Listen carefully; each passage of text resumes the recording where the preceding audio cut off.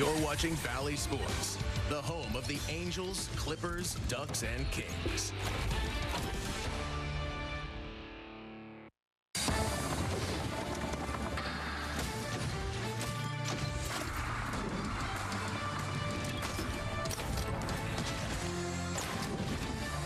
Angels Live on Valley Sports is brought to you by Nissan.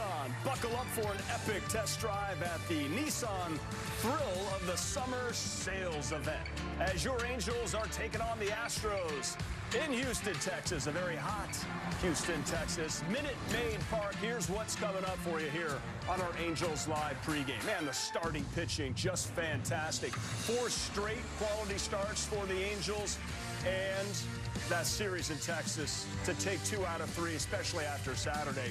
That was outstanding. Reid Detmers needs a bounce back. Got to keep that momentum going. And our Erica Weston, she has a talk with Luis Rengifo. He's been impactful since coming back, and that was a big-time triple, his first of the year yesterday against the legend, Bobby Valentine. I'm Patrick O'Neill. Bobby, great to see you. 2 out of 3, first time having a division game series all season. That was a fun series in Texas. What'd you think of it? Great series, well played on both sides. Emotional series, close every inning. It was good to see that a young team might be getting how to play good teams competitively. Yeah, fight. There's a lot of fight and a lot of competitiveness on that roster. And after Saturday, that was heartbreaking in 13. But to come back and win the game the next day, Soriano was great. But the starting pitching in general, really, really good. Yeah, really good. And I wanted to mention about the 18 men left on base. Well, they were on base. That's a good thing. Let's remember that. That they didn't come home is the negative. But, yeah, the starting pitching is on the roll. How often do you hear Gooby and everyone else say, it's a competitive business, and when your buddy does something good, you want to top them? Well, you see what's coming out right here, Patrick. Yeah, Ty Anderson, I was there for that one. He was outstanding. He even said he didn't have his best stuff, but he battled in 7. Sandoval, unlucky, no decision. And then Soriano was just outstanding. But let's look at Ty. You love the changeup, but that little fastball, not a lot of velo, but it sets it up. Yeah, exactly. He's a guy who beats you back and forth, they say. That's toward the mound and back toward the catcher. So you start looking up front because you think it's a fastball, and then you try to stay back. And Patrick showed that he has taken the steps in maturity, not only in pitching and results, but when you watch him on the mound, I think he's flipped the switch on how to be that competitive, Patrick Sandoval, and make it look right from both sides. And here you have the youngest guy on the staff, Patrick, who yesterday had to kind of can his sweetheart, his curveball, which was so effective for him in the middle innings. It was not effective. So what did he do? He went to the split finger. Yeah, the youngest guy on the staff made an in-game adjustment to not only how he would attack the hitter, but what he would attack them with. Pretty cool, wasn't it? Absolutely cool. He's becoming an absolute ace. And then to hear Matt Theis say that umpires are telling him this guy's got top 3 stuff in all of baseball. Well, let's go to Houston right now and welcome in the guys calling the action for Minute Maid. It is Wayne Randazzo and Mark Gubaza. We're talking starting pitching and a pretty good series of matchups for the starters going into this one against the Astros. I'm all fired up after hearing Bobby V talk about Jose Soriano's outing yesterday, but the Angels are hoping today that Reid Detmers can continue what's now been 4 straight really good starts for the ball club. Yeah, Wayne, when you look at your fellow teammates, and Bobby just touched on that too, we always say it, when you see starting pitchers do well, you want to do better the next day, and you want to do better that. I never see that competitive juices amongst the starting pitching right now, and each one of these guys it actually got better each game against the defending world champs. It all started with Tyler Anderson, what he did with his changeup, excellent 7 innings again. He only allowed 2 hits and 1 run. And then you got Sandoval went out there and threw the ball exceptionally well himself. His curveball was solid. His changeup, we know how good that could be. And then Soriano yesterday, I don't have my curveball going, so I'll just throw a sinker at about 97 and a splitter. at 93 and 94 and get 13 ground ball outs. One common theme, they all attack the strike zone really well. And they all went deep into the games, too, as Tyler Anderson worked 7, Sandoval 6, Soriano 7 2/3. That's what Ron Washington was hoping to see from this rotation, going deeper and deeper as they go along. Well, that's the thing. When you go deeper in the game, less outs you have to get out of your bullpen. And when you get those guys going and get deeper in the ball game and utilizing all your pitches, hey, there's going to be some times when you see Reid Detmers, you see Griffin Canning, and Tyler Anderson, when one pitch may not be working that day, but they also have 2 or 3 other pitches they can go to be effective. And don't be afraid to throw early pitch strikes, and don't be afraid to get ground balls. We've seen a lot of ground balls of late and some defense behind them. And they'll need those guys to be at their best, because Framber, Valdez pitching for Houston tonight, Christian Javier tomorrow. We'll be back here in Houston for the start of the game in just a few moments. Right now, we'll send you back to Patrick and Bobby in the studio. Great job. Thank you so much for being on the pregame show. Looking forward to the call. Let's get a good one. There is a Wayne and Gooby right there. And first pitch is coming up here on Bally Sports. So it's, yes? No, go ahead. No, Patrick. I thought maybe you.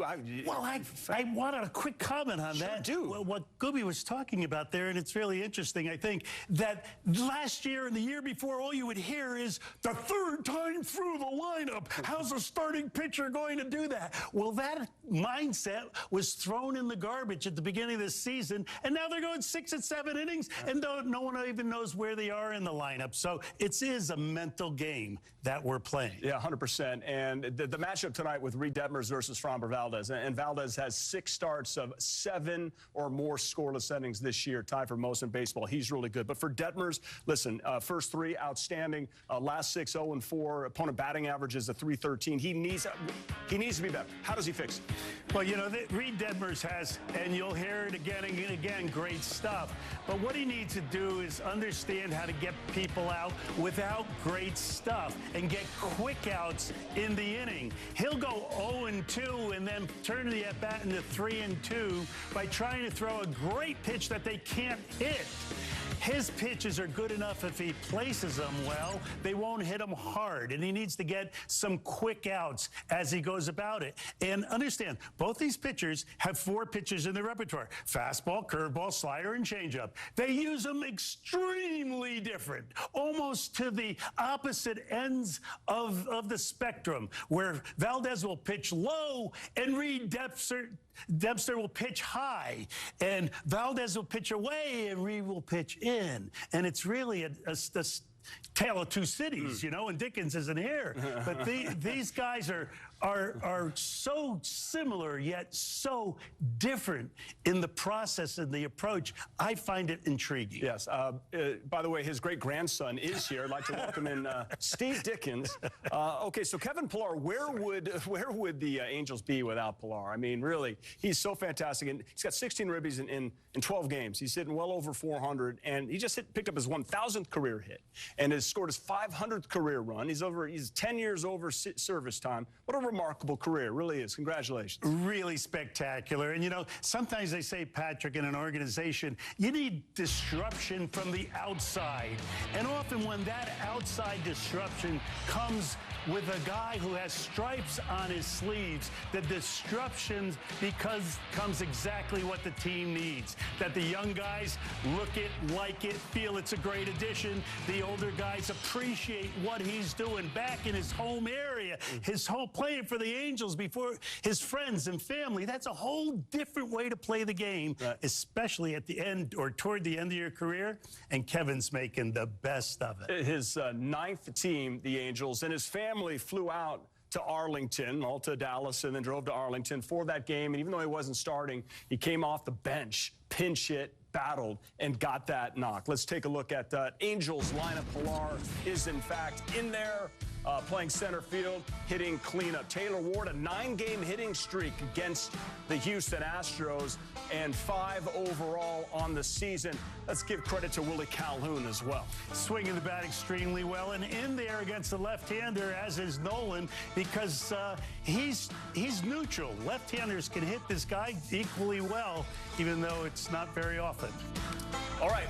That is your Angels lineup against the Houston Astros. Tough place to play, and they have a tough lineup and a great pitcher. But Luis Rengifo, he's on. This is your captain speaking. We'd like to welcome you on board MLB The Show 24. It's a good one. Where gamers can play as their favorite baseball teams, create custom players, and even relive history with some of baseball's greatest legends. Now, we invite you to sit back, relax, and enjoy the show. Can I play? Rated E for everyone. Corey Seager, all eyes on him. He's ready to go. He's aggressive. Here's a dude that swings 52% of the time on first pitches. Corey Seager smashes the ball. The ability to be able to come together and compete every night. You know, that's what it's all about at this point for me.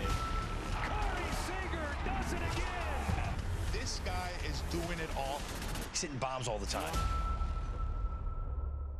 Step up to the plate and get ready to play ball. The baseball show for kids where you can learn about batting, fielding, and everything in between from the real pros. Every swing is a big hit on Play Ball. Saturday mornings at 10 Eastern on MLB Network.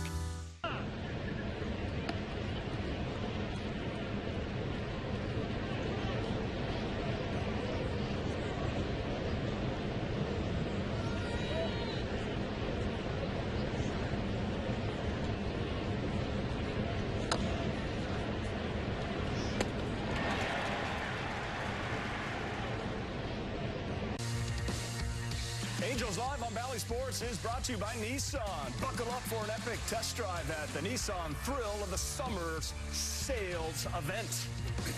Houston, Texas, they have had some serious weather. It's a hot one there today. Roof is closed. Angels and the Astros right here on Bally Sports West. With Bobby Valentine, I'm Patrick O'Neill. Let's go to Minute Maid Park right now. It's a good thing that that roof is closed, especially for Erica Weston and Luis Rengifo also, because with those blisters on his feet, I mean, if he's running the bases like that, they would flare up again. But it's good to have him back. I know he's 100%, and a big impact game for him of late. Patio can't contain him if the roof is open or if the roof is closed. So good to get Luis Rengifo back, and it was just a difficult 10 days for him. Unfortunately, the viral infection and the blisters subsequently that occurred on the bottom of his feet, just too painful. But going back to mid-April, he's certainly been the Angels' best player as far as some of the numbers are concerned. 4th in average in Major League Baseball, 9th in on-base percentage to go along with his 10 stolen bases as well. And Ron Washington said when they were getting him back on Friday, he's been one of our best players up to this point this season, and we hope that's where he is when he comes back. Although they did expect there to be a little bit of rust for Rengifo when he came back, but it sure didn't look like that was the case at all in the last 3 games against the Rangers. He said he's in a good spot with his swing. They did need that rehab assignment. They put that trust in him, and they're getting rewarded for it. And I had a chance to talk to Louis before the game today about returning against the Rangers the last 3 days. Feeling good, you know, just getting better every single day, do my stuff in the training room, and, you know, prepare before I go to field. Are you still kind of managing the pain, or how does it feel right now? No, I don't have a pain. Just, you know, still working and, you know, cleaning everything and, you know, feel good for playing. I mean, you came off the IL and it basically looked like you never missed any time. Wash said there may be some rust. There wasn't. So how were you able to stay prepared and, you know, hit like you were before you went on the IL? So, like, stay every single time, like, ready and, you know, prepare every time, and, you know, we come to the ballpark every single day to do your stuff and, you know, be available to do when you play. What does it mean to you when you hear Wash talking about how you were one of the team's best players before you had to go on the IL, and he was hoping that you would return to that, and clearly you were? Just hearing that from him, what does it mean to you? No, it's really good to hear about that, because, you know, he's a winner all the time. Like, I like to, like, see how he talking, how, like, see the game, and I'm still learning every single time when I'm playing, and, you know, that's really fun and grateful. Well, he also also told me that one of the things he's learned from Ron Washington to this point this season is how to be a leader. In fact, when he came back, guys, in Arlington, Wash kind of called him out. They were expecting him to get out on the field early, get some early work in, considering he'd missed the last week and a half, and he didn't. But he did come out in that first at-bat in the first game on Friday again and had a double. So Wash said, okay, message received, but he's putting in the work behind the scenes. That's what he was doing while he wasn't able to play. And again, he's being rewarded for all of that hard work. So one of the big things for Louis this year is growing as a baseball player, but growing as a leader. And Wash told me before the game, the young kids on this roster are seeing that change with Rengifo, and the message was received Friday when he wasn't out on the field early. So a lot of good things going on for Rengifo on and off the field. No doubt, Eric, a great job, and he's a fun guy. Love to see him smiling, and it was important with all the injuries. At least Luis Rengifo got back and certainly helped lead to that series win in Texas. Well, let's get another W against the Astros, and you guys are hot right now, so let's keep it going, Eric. Hot as the weather, Patio. Let's keep it rolling. All right, Eric, appreciate it very much. Erica Weston right there. What do you like best about Luis Rengifo? I like everything about him. I like his ability to drive the ball from both sides of the plate. I like his versatility on defense. I like his toughness in tough situations. That he's one of the guys who I'm sure will give a good at-bat when the good pitcher's in the game, in the big part of the game, because his swing is a very good swing. His competitiveness is off the charts, unlike his pitcher-batter competition. Every time he goes to the plate, he takes it personally. It's not about his 0 for 7 or his last RBI. It's about beating that pitcher and that particular at-bat. I love that about him. And one thing when Erica pointed out about the accountability, Ron Washington is not afraid to hold anybody on this team accountable. And since he did recently back on the homestand, the Angels have won 3 of 4. They have answered the bell. Tough test here tonight. I'll ask that same question to Bobby V about Joe Adell, what he likes best. Why has this season seemingly become a breakout year for Joe Adell? What has changed? What about the approach? It's all showing up on the box score. Stay there.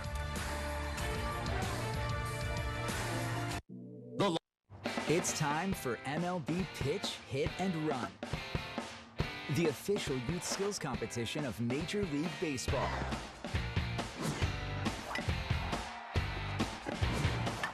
Host a local event and give kids in your community a chance to compete in the Pitch, Hit, and Run finals at the 2024 MLB World Series. Sign up for free at pitchhitrun.com. Christopher Russo is the Mad Dog. Things are shaping up as far as 2024 is concerned. And the only thing he loves more than baseball is talking about it. It's a fun time of the year. Watch High Heat on MLB Network. All the big hits. At the wall, gone! No doubt about it! All the great grabs. Oh, wow! You gotta be kidding me! Put a cape on him! And all the swagger. And he does it in grand fashion. Relive the day's biggest plays all in one lightning-fast hour. Oh, my goodness! What a show! You better believe it! Quick Pitch. Late nights and early mornings, only on MLB Network.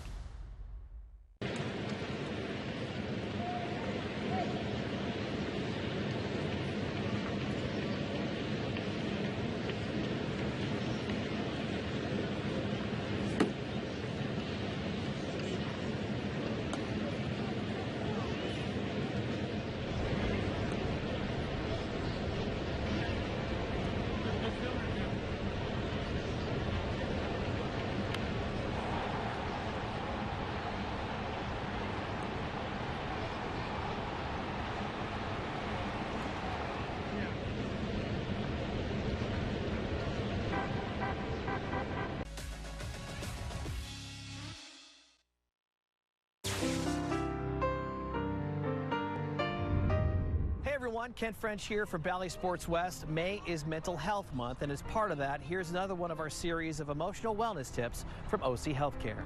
Everyone feels stressed from time to time, and it can give you a rush of energy when needed the most. But if stress lasts a long time, a term known as chronic stress, those high alert changes can be more harmful than helpful.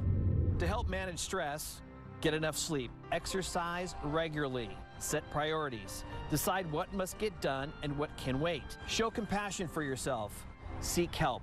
Talk to a mental health professional if you feel unable to cope, have suicidal thoughts, or use drugs or alcohol to cope. Find more tips for improving your mental health and the National Institute Health's emotional checklist at angels.ocnav.org.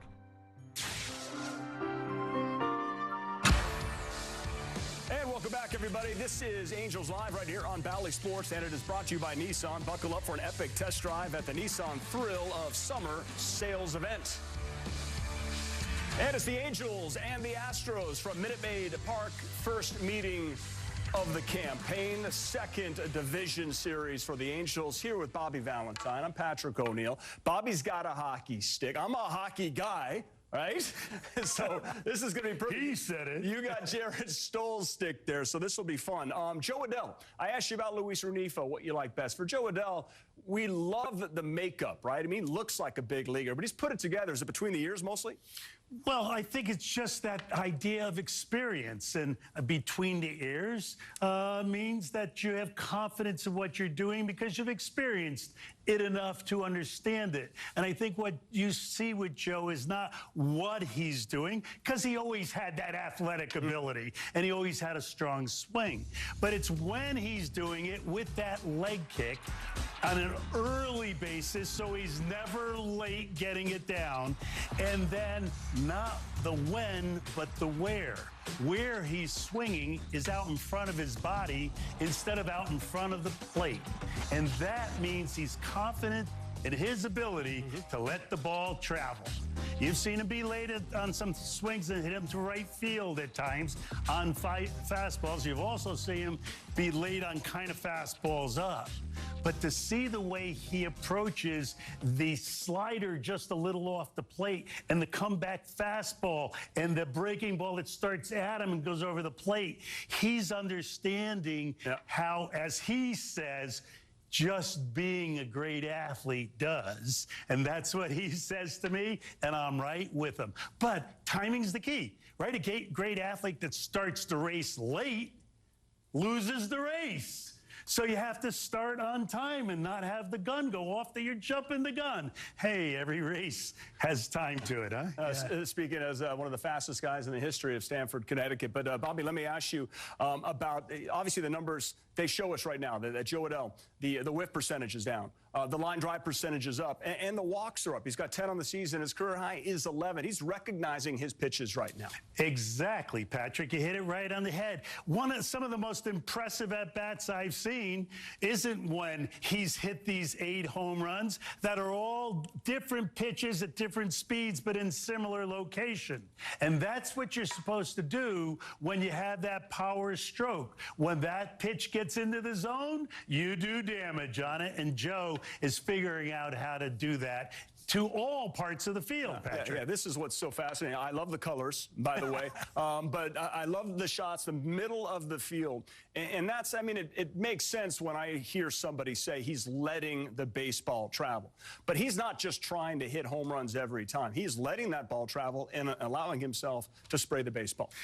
Yeah, and allowing himself to hit home runs because he can. And when you give yourself enough time to do that athletic event, then the maximum could occur and reoccur. And I think we're going to see it all season long. Yeah, we're going to see something really cool here. It's a split screen. We're going to see a home run that's going to go to left field and a homer that's going to go to right field. Yeah, and this is a 2D photo, so you can't quite get the depth or the angle. But you'll see the ball that goes to right field if the plate is here, Patrick.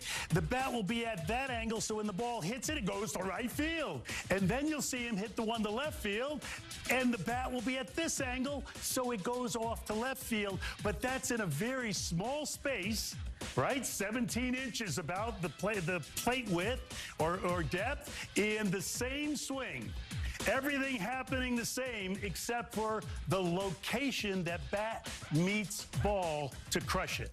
How was your slap shot, by the way, Bobby? Can you show us? Like, well, we needed a visual, and the bat was taken home because of circumstances beyond our control. And so, Patrick, you want to just shoot the? Just go ahead, hit the pen for a goal. Go ahead. He shoots. He shoots. He scores. Just wide. We'll take a break. We will go over the Astros batting order. Framber, Valdez is dynamic. That curveball is just fantastic.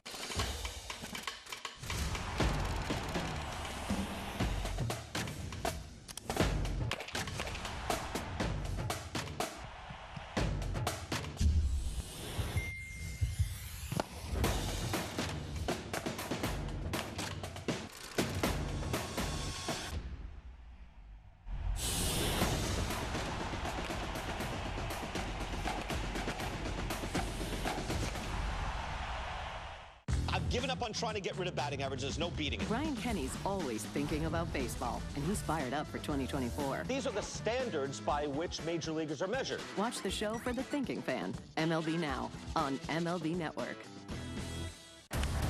All the big hits. At the wall, gone! No doubt about it! All the great grabs. Oh, wow! You gotta be kidding me! Put a cape on him! And all the swagger. And he does it in grand fashion. Relive the day's biggest plays all in one lightning-fast hour. Oh, my goodness. What a show. You better believe it. Quick Pitch. Late nights and early mornings, only on MLB Network.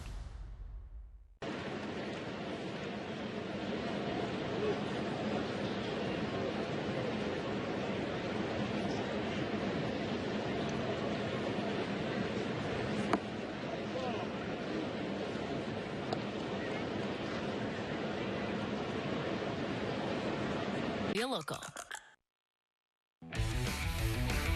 For some reason, Kyle Tucker does not get the respect he deserves about being one of the game's premier players. 2 homers yesterday, 15 on the season, tie for the league lead, and 25% of his team's homers, this guy. Yeah, and Patrick, he's taking advantage of the situation with Bregman off to a slow start and Altuve doing so-so and Abreu being on the disabled list. He now becomes the best player in the lineup, and he likes that feeling because he has extreme talent. He's been at the highest level in the last 3 years, and he has a chance to go up and above. Astros have won 9 of 11. They are definitely getting hot, and this guy, a big reason why. He's so tough, and he's a champion. He's really good. Yeah, competes real well. Keeps the ball down. 2-seamer down, has a little front door on a 2-seamer, curveball in the dirt. Let him get it up. There it is. That's the answer we're looking for. Back to Houston with Wayne Goose. Corey Seager, all eyes on him. He's ready to go. He's aggressive. Here's a dude that swings 52% of the time on first pitches. Corey Seager smashes the ball. The ability to be able to come together and compete every night. You know, that's what it's all about at this point for me. Corey Seager does it again. This guy is doing it all. He's hitting bombs all the time. It's time for MLB Pitch, Hit, and Run, the official youth skills competition of Major League Baseball.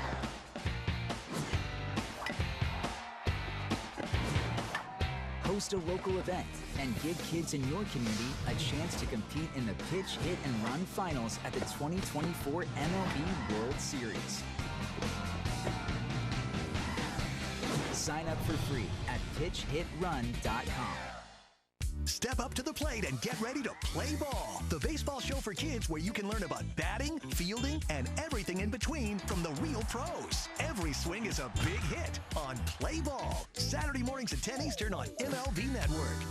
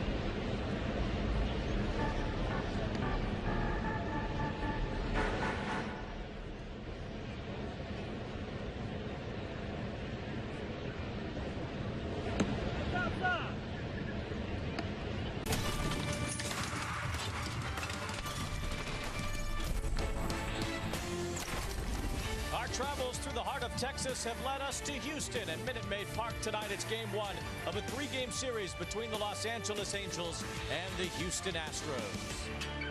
Alongside Mark Gubas, I'm Wayne Randazzo and Gubi. The Angels leave Arlington after taking 2 out of 3 from the Rangers. Now come here to play the Astros. Yeah, I mean, they had a great series down. They pitched real well. They finally got some time, especially on Sunday. To win 2 out of 3 against the defending world champs is great. Now you have to deal with this club where they've had a tough time, but there's some new players now for the Angels. Maybe it turns around. Yeah, the Angels have added some players even since the beginning of the season that have contributed to this ball club winning lately.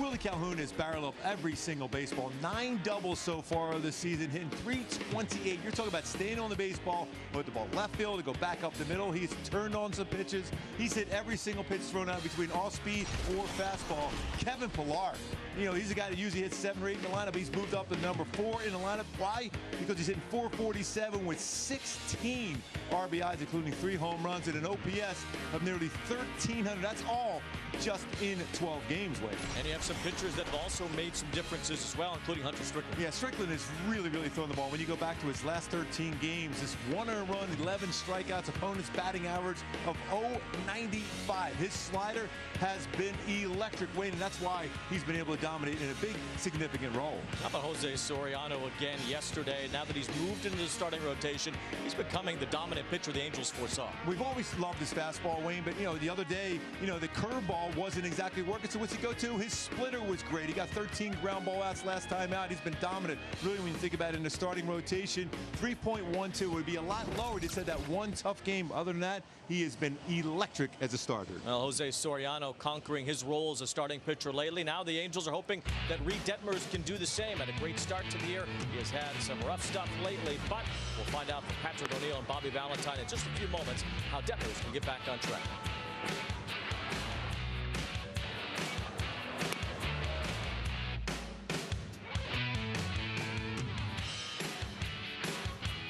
Within baseball, we are part of one team. We are part of one team. We are part of one team. As we focus on mental health and wellness. We're all in this together. We're all in this together. We're all in this together. So let's be kind to each other and ourselves. It's okay to ask for help. It's okay to ask for help. It's okay to ask for help.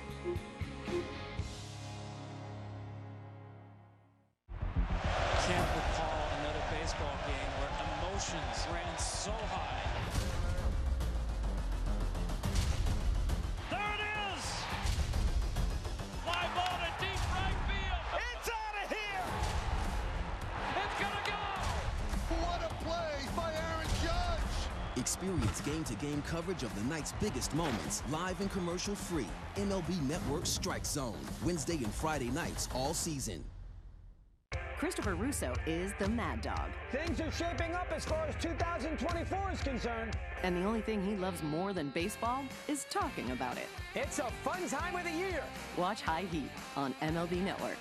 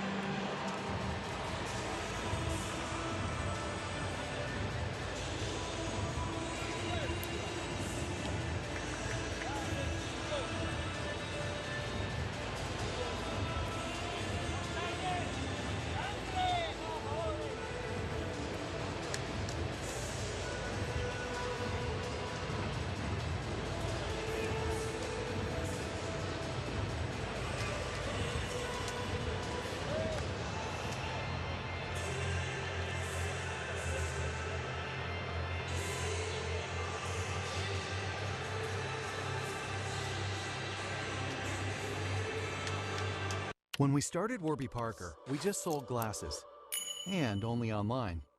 But people liked them a lot. So we offered more things, like sunglasses and contacts. And then we thought, what if we sold eyewear online and in stores? So we did that. And now we have stores in neighborhoods all over. There you can chat with friendly opticians and get eye exams from top-notch doctors. Now, no matter where you go, we've got your eyes covered.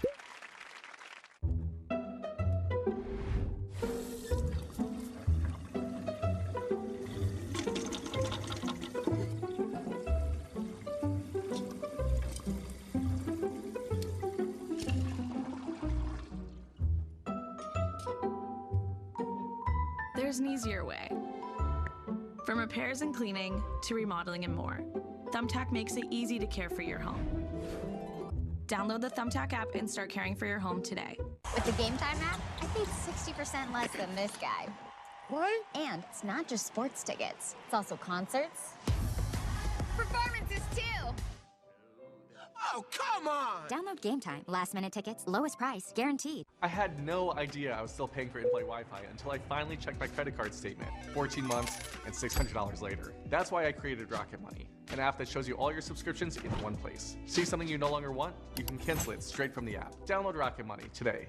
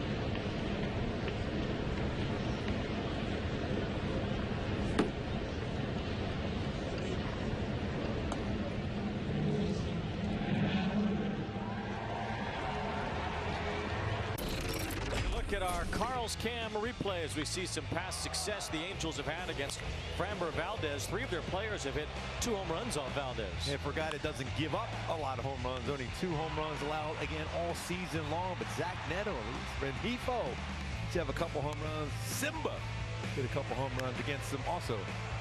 Only other player in the major leagues who has done it is Marcus Semien. So 3 of the 4 that have hit multiple home runs on Valdez are Angels. Remember, Neto's was his first major league home run that he hit off of Framber Valdez at Angel Stadium. That was with Reggie Jackson was in the building. Yes, he was in our booth. It was the exact same spot as his home run was, first home run.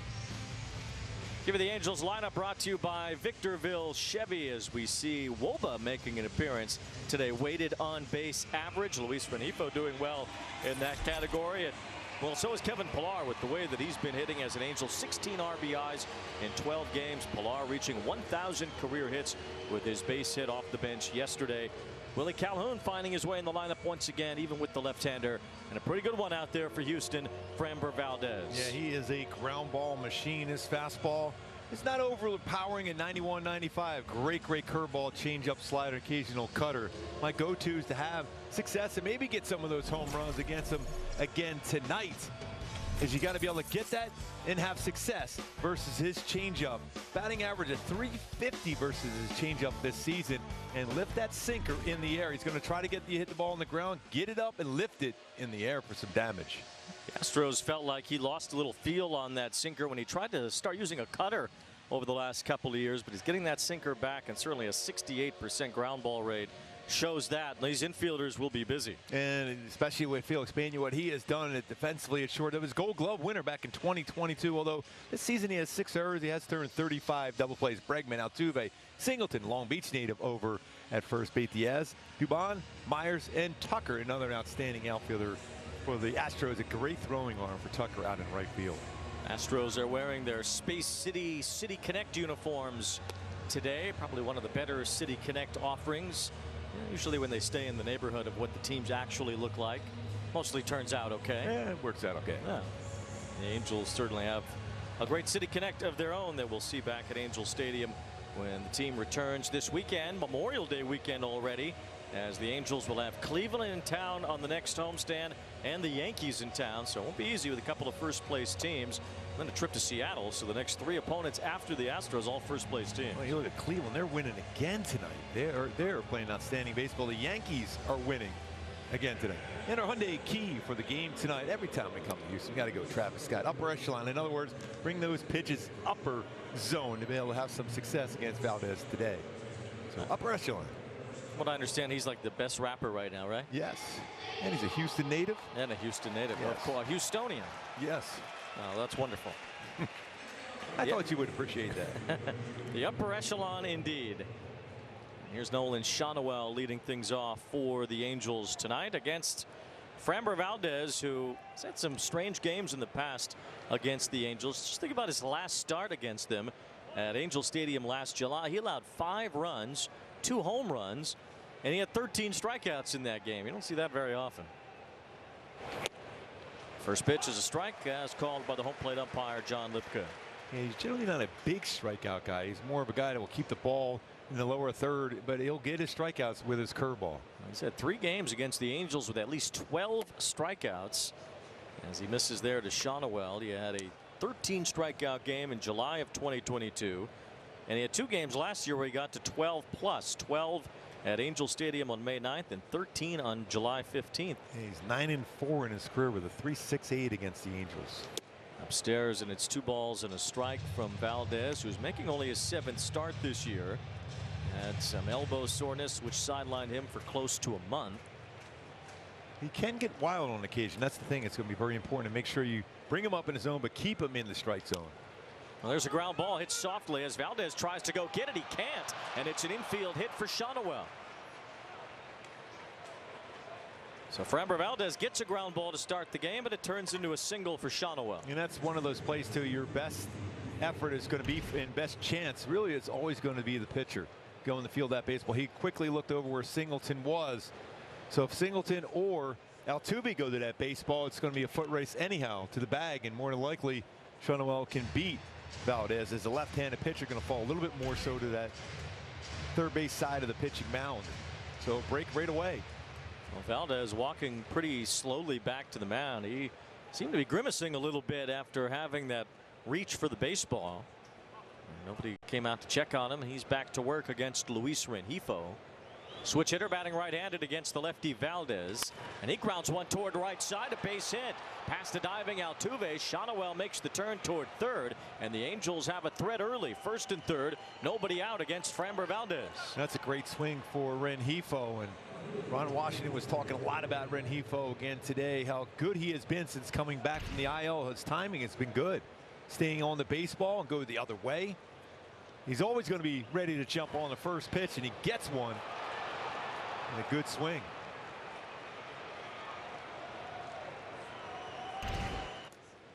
RBI chance early for Taylor Ward as he takes ball 1 from Valdez. A 5-game hitting streak for Ward, who has worn out Valdez over the course of his career. He has 12 for 26 against the Astros left-hander.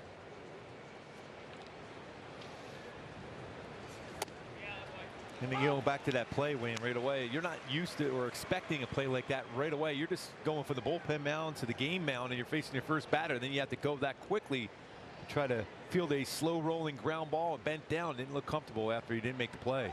Snap throw to first as Rengifo dives back. The Angels can convert a scoring chance here. It'll be the first time Valdez has given up a run in the first inning this season. Generally, you can steal against him, although I'm not so sure you want to go necessarily here. Because he's allowed 45 stolen bases, only 4 base runners have been caught. Pickoffs. Well, one important thing when it comes to Valdez is to stay out of double play situations. He has only made 6 starts, yet he has induced 10 double play balls. It's the most in the major leagues, despite him missing close to a month, and we're early in the season still. There goes Rengifo as Ward hits a fly ball toward right center field. It backs up Myers. It's deep enough to score Shotwell, and the Angels get a quick 0 lead on a RBI sacrifice fly for Taylor Ward. Nice at bat for Taylor Ward, especially when you get the 2 strikes. You're trying to get something to get hit in the air and avoid that double play you just talked about, Wayne. But it's a good idea. Rengifo's run stops before the bag. Otherwise, if you touch the bag, you got to retouch it, go back to the bag. Is end up going back there. A sac fly. Shotwell with that speed beats that infield hit. Table sitter right there. It's the 29th run batted in for Taylor Ward as he's starting to move up the rankings again for the American League lead. The Angels have touched up Valdez here in the first as cleanup batter, and he's been cleaning up certainly. Kevin Pillar takes ball 1. I still remember when they put him in the 5th spot in the lineup. He goes, why you put me in there? He goes, because you're going to go out there and produce. He used to start smiling, and he hasn't stopped since. Yeah, well, now he's number 4, so he's the big slugger in this lineup right now. He had a pinch hit 2-run single in the ball game yesterday, which helped the Angels take the lead, and they would hold on to that lead in a 4-1 win. As Kevin Pillar reached 1,000 career hits with that base hit yesterday, and he also drove in 2 more runs, giving him 16 in just 12 games as an Angel. Pretty remarkable. Think about it, what, a 32nd rounder of over, and now 1,000 hits, over 100 home runs, and over 100 stolen bases, and scores 500 runs. I mean, that's amazing what he has done. He's at his 1,000th hit, his 500th run scored, his 100th steal all in the last week. 2 of those were yesterday as Pillar looks at a strike to make it 3-1. He's one of only 17 active players with all those numbers. I mean, that is truly remarkable. He's had a nice long career. All thanks to you. There's a strike, and it's 3-2. His former high school baseball coach sitting right next to me in the booth here out of Chaminade. That was a lot of fun with him there. It's a lot more fun right now watching him doing what he's doing. And it's a smile on his face. He's just having a blast. 3-2 as Pillar flips one out of play. And his family to be there yesterday for his 1,000th hit. That's really, really cool and special. His parents recently moved to Texas, so they were in the right spot. And sometimes it's right place, right time. Yes, it is. There's something about that. 3-2 as Pillar lifts one out toward Myers in left center field. Myers makes the catch when Rengifo bluffs a tag to draw the throw. 2 outs here in the first. Now the curveball elevated in the strike zone just got underneath that one. You see Pillar going back to the dugout. That's one he's wish he can get back. You don't get many opportunities like that against Valdez with his curveball upstairs. It generally starts at the knees and ends in the dirt. Here's Logan O'Hoppe. It seems like certain right-handed batters are able to take advantage of the Crawford boxes here in Houston more than others. Think about Alex Bregman, who hits a lot of home runs into the Crawford boxes as generally a guy who can pull the baseball with power a lot. But Logan O'Hoppe seems like that kind of guy where he could really feast here with the Crawford boxes in left field. Especially if he elevates any of those changeups or curveballs in that spot. Rengifo is running as the throw down to second by Yainer Diaz is nowhere near. There's a curveball, good pitch to run on, and Rengifo has his 11th stolen base. In the game, Diaz has thrown out 23% of base stealers. This is a huge jump. And that's one of those ones too. The catcher will get that go against him. It's really that's stolen on the pitcher. Just off the plate from Framber Valdez. 1 ball, 1 strike on Logan O'Hoppe. Couple of hits to start the first against Valdez. Angels have cashed in 1. Base hit could make it 2. So O'Hoppe was out in front of the curveball. Seen a lot of curves here in the first. Yeah, you see, he throws a pretty high percentage. He's about 27%. He's a whiff percentage of over 48%. This curveball, 21 strikeouts. It's a 156. He's throwing 7 curveballs and 6 of them already for strikes. And a lot of times when you see that too, he's telling you he feels he's not going to be able to get his fastball by these hitters right now. They're sitting fastball, so he's living with his curveball early. So that's 8 out of 20, and that's 40% curveball so far in the early going for Framber Valdez.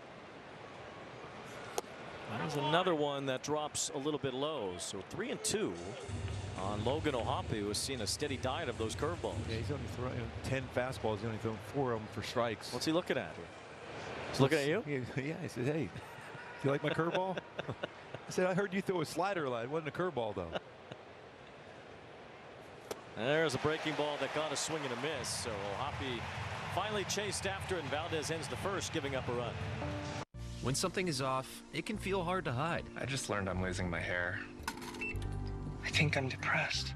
I have ED. At Hims, you don't have to hide. You can find treatments for weight loss, hair loss, mental health, ED, and more. Made with doctor-trusted ingredients. Your prescription plus any follow-ups are handled 100% online by a licensed medical provider. And if prescribed, treatments are shipped right to you. Going up. Get started today at Hims.com. With Home Chef, you're not just home cooking, you're home acing it. Our convenient options are ready in as little as 15 minutes and way quicker than takeout. When it comes to making dinner, fill in the blanks with Home Chef. Delicious, meat simple.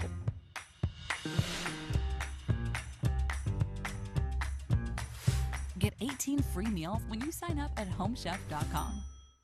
This is Tonal. Strength training powered by AI. So while you get stronger, Tonal gets smarter. Every rep analyzed. Your workout optimized. This is personal. This is Tonal. Basketball fans from all over the United States have won.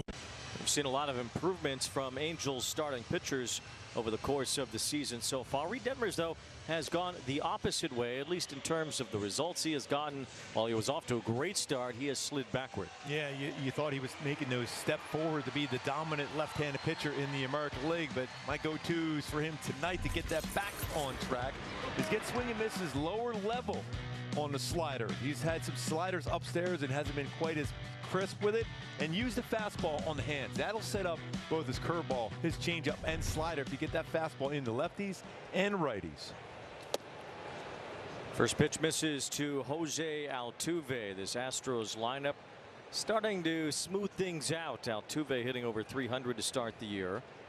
Kyle Tucker has been killing the baseball. As Altuve, like those socks too on Altuve with the Space City Connect, bringing it back old school for the Astros. And they were in the National League during your career, so you didn't really get to see those up close. Saw him enough in spring training. I knew I didn't want to face him, especially when I saw Jeff Bagwell a little bit ago. I'm glad I didn't have to see them anymore. There they are, celebrating the old Astros colors with those high socks that Altuve is showing. Change up there after a fastball. Is that the lifesavers look? They call that. 2 balls, 2 strikes on Jose Altuve. Popping a little color tonight. There's a rocket hit foul. Somebody ducked. Smart. Altuve and Tucker have been carrying this offense for the Astros. Jordan Alvarez and Alex Bregman have not been their usual selves. Jeremy Pena has hit well. Jake Myers down toward the bottom of the order has been an unexpected offensive surprise for Houston. He has been on fire. Swing and a miss. Reid Detmers strikes out Altuve. He went upstairs on that slider. Defense behind Reid Detmers today. You got Kevin Pillar out in center field, especially in the spacious center field area. Very important for your center fielder to take control. He's been great throughout his career. 36 defensive run saves out in center field. Ward and Adele in the corners. You got Rengifo at third base. Neto, Paris, Shonawell, and then O'Hoppe behind the plate. But it's all set up in that outfield with Pillar.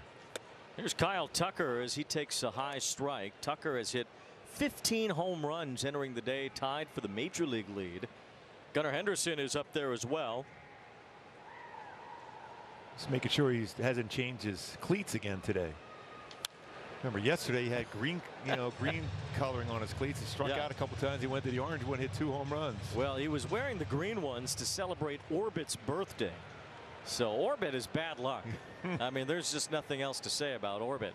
Even on his birthday, he couldn't bring Tucker good luck.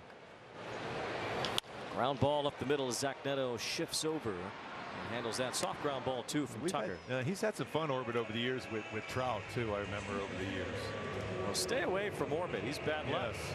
3 strikeouts, and then you change the cleats to get rid of Orbit's stench on your feet, and then you hit 2 home runs. Oh, it is hot in that costume. Well, here's Yordan Alvarez. Not used to seeing his numbers even league average, I guess, for Alvarez right now. He's usually a powerhouse at the plate. 96 fastball from Reid Detmers. He get up there to 97. More about location that's been a problem for Detmers than velocity. He has kept his velocity throughout the season so far.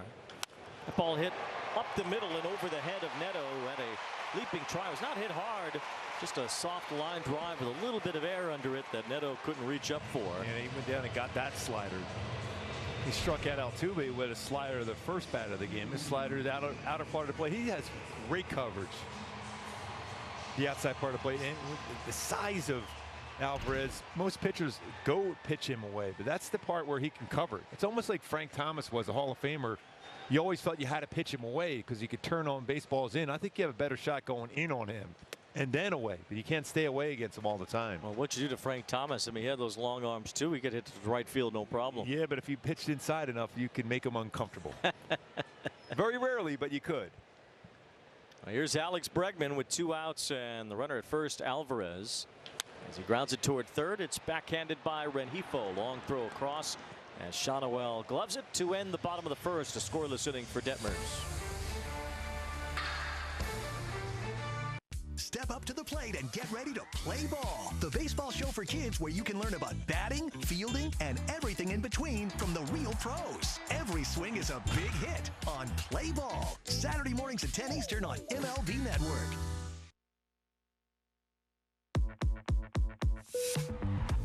This is your captain speaking. We'd like to welcome you on board MLB The Show 24. It's a good one. Where gamers can play as their favorite baseball teams, create custom players, and even relive history with some of baseball's greatest legends. Now, we invite you to sit back, relax, and enjoy the show. Can I play? Rated E for everyone. Performance. He is locked in. Passion. There's nobody more important than him. Teamwork. Working together is key. Get inside the game with MLB Tonight. Blanco does it! Throws a no-hitter! Bringing you breakdowns, highlights, and live look-ins to the big moments as they happen. But that was the MVP of the game right there. MLB Tonight. Inside the game all season long. Boom! How fun is this show? Only on MLB Network.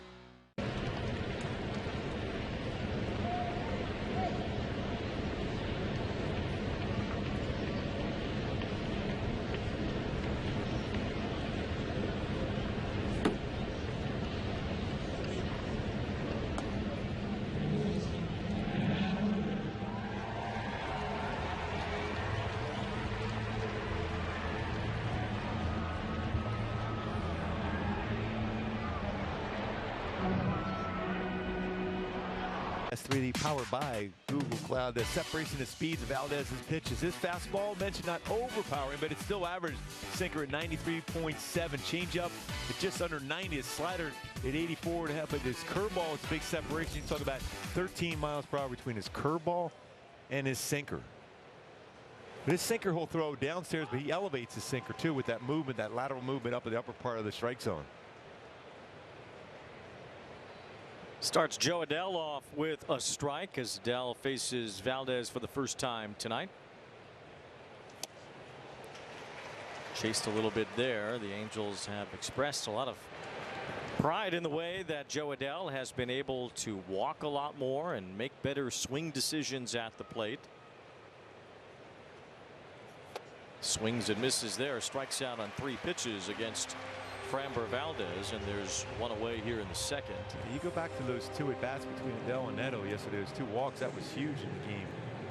And Adele had 2 walks in the game on Saturday as well, late in the game, at 1 in the 9th inning and 1 in the 12th. So the Angels have been impressed that he's been able to choose better at the plate and pass the baton. The Angels just trying to get base runners, as Willie Calhoun has been on base quite a bit since joining the ball club. He takes ball 1 from Framber Valdez, back as the DH tonight after his time at first base yesterday.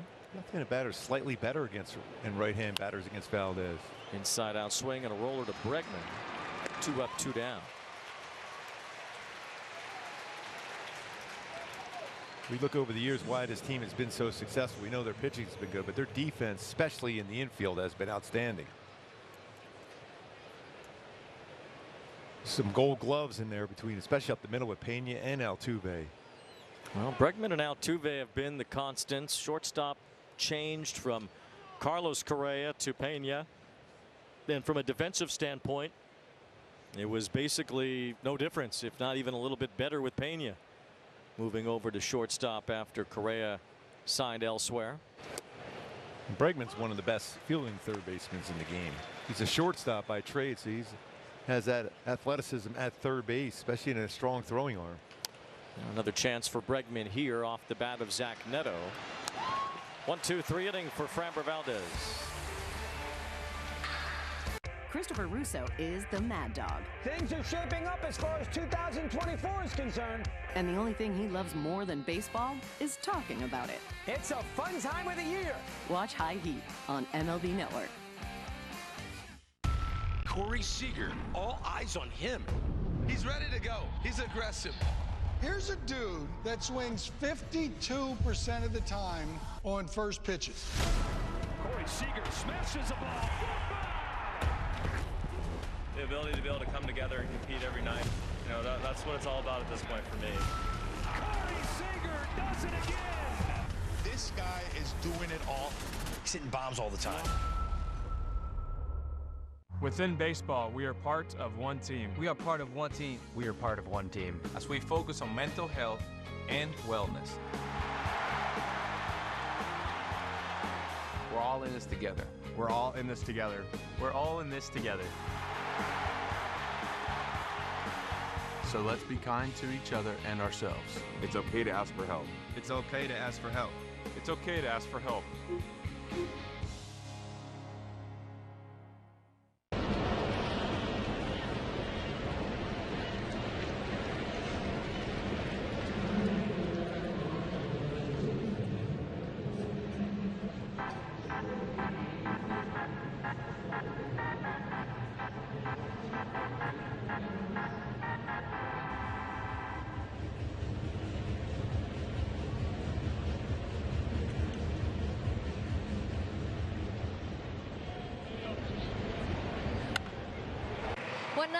Angels as we welcome you back to Houston. Pretty cool milestone yesterday for Kevin Pillar in the game against the Rangers, collecting his 1,000th career hit. Also then collected his 500th career run at the same time yesterday. A week full of milestones. I know the guys were just talking about that. His 100th stolen base last week as well. He called it poetic when I talked to him before the game today. In this game, you really just know never where you're going to be at.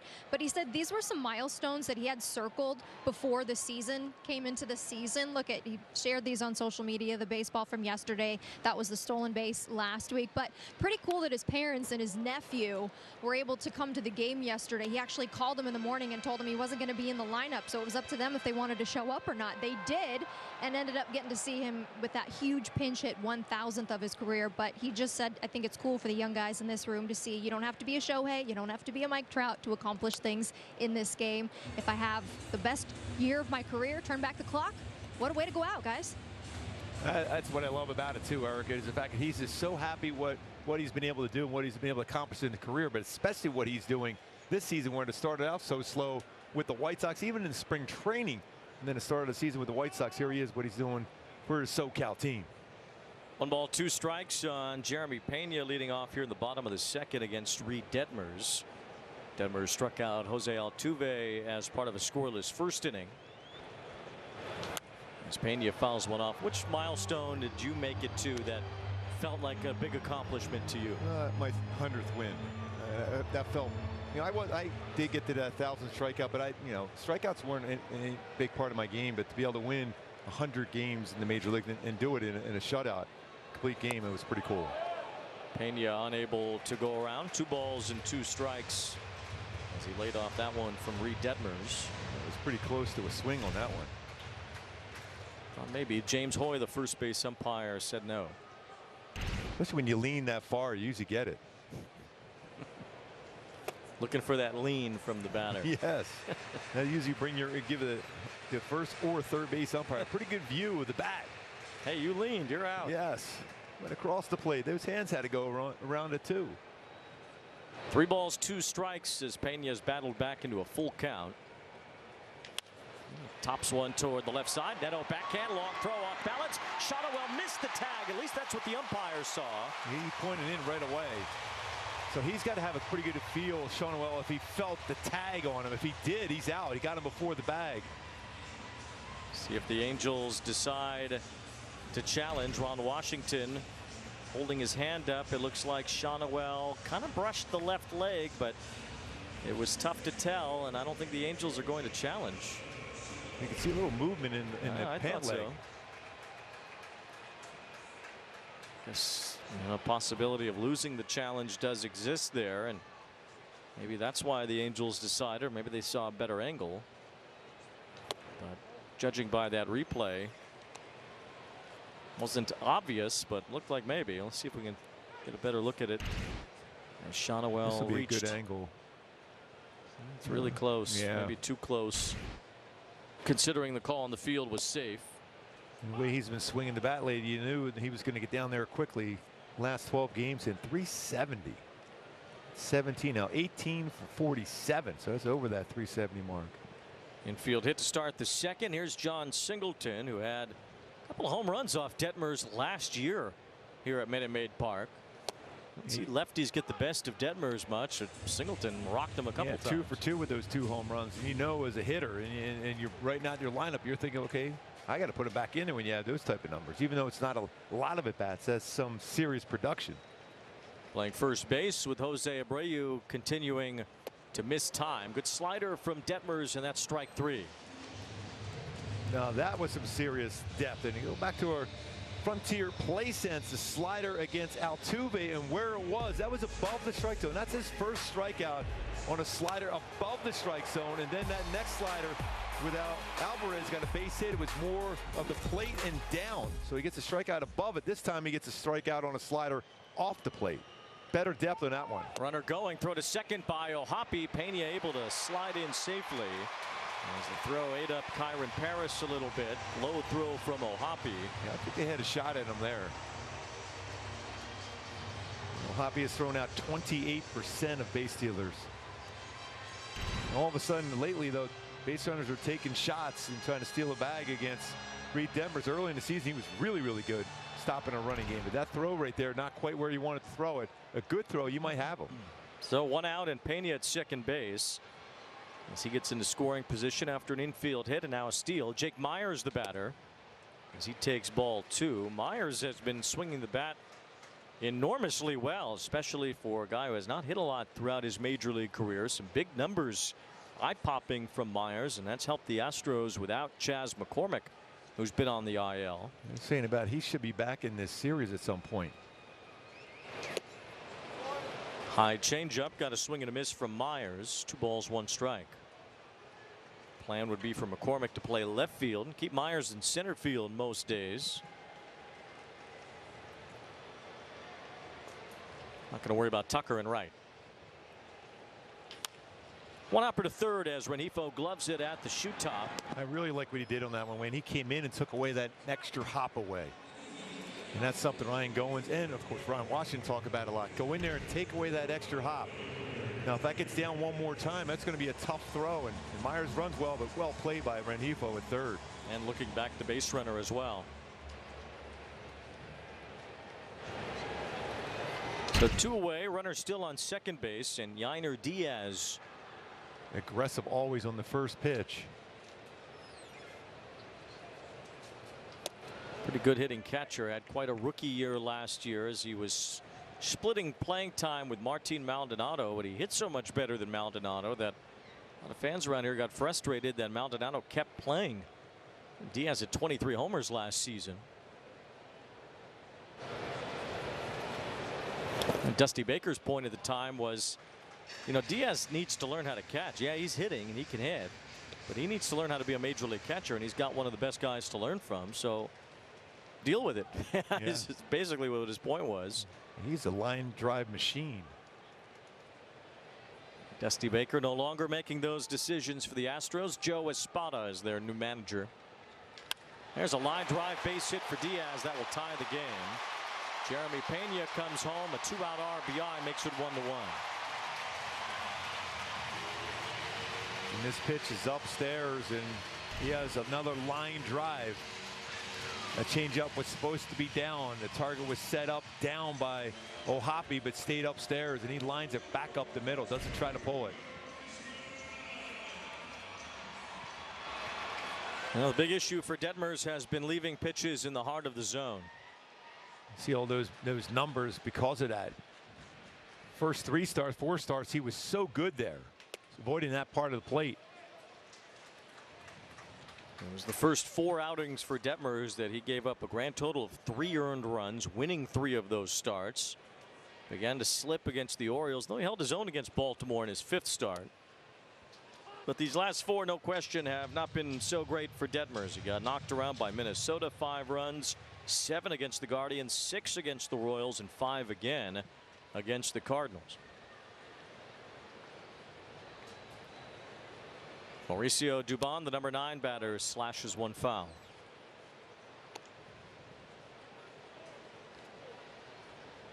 Dubon getting the start in left field. He's the one that's going to lose some playing time once McCormick is ready to go tomorrow.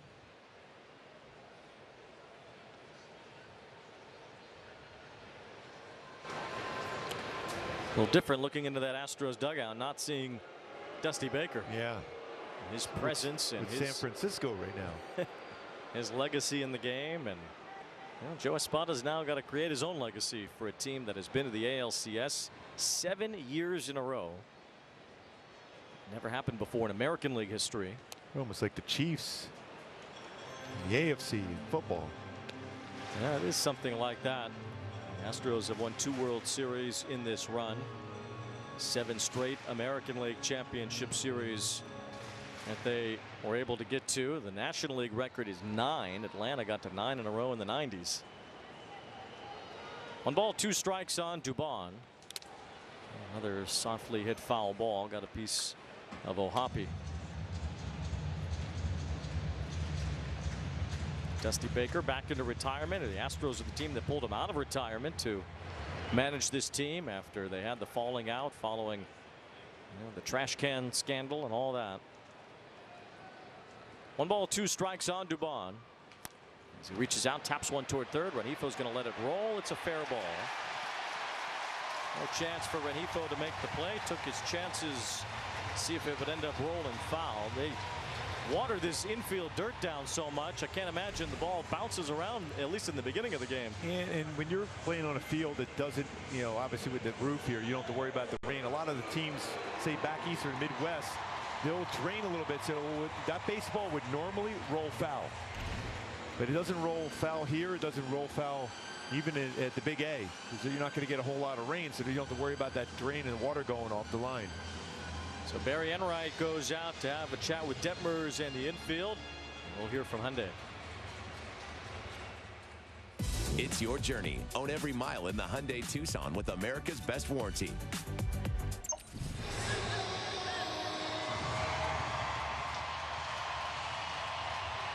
This is already a big moment here for Reid Detmers and the Angels. You have a hitter that's had so much success in his career versus the Angels, and that's covering now 676 at-bats, 215 hits.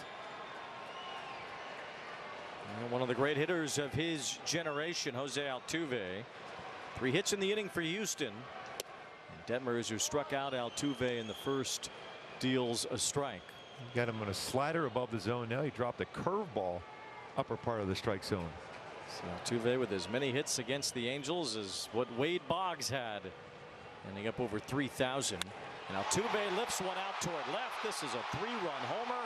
It is long gone above the Crawford boxes. And the Houston Astros score 4 on Detmers here in the second. All of them with 2 outs. So he got him out on a slider upstairs, to a curveball upstairs for a strike, and this time he jumps on a 4-seam fastball upstairs. Got his arms extended. And he's already thinking he's trying to pull that baseball. See how those hips have already opened up, and he's trying to lift, and he did. 35-degree launch angle, and he gets that one out for a 3-run home run. And those numbers continue to go. That's his 22nd career home run against the Angels with 86 RBIs. His 9th home run this year as Kyle Tucker takes ball 1. Altuve with a good chunk, roughly 10% of his career home runs have come against the Angels. Climbing up the Astros all-time list, the Killer Bees on top. 2 balls, no strikes on Kyle Tucker, who grounded out his first time, but more problems for Reid Detmers, who allowed an infield hit to start the inning, got a couple of outs, and then just could not close out the inning with the bottom of the order due up. Gave up the line drive base hit to Diaz. Dubon had the infield hit, and then Altuve with a 3-run homer. Still a long way to go for Altuve to hit as many home runs as that guy did, the Hall of Famer Jeff Bagwell. Still wondered how he was able, in that stance he had, how he was able to crush the baseball so consistently on his way to Cooperstown.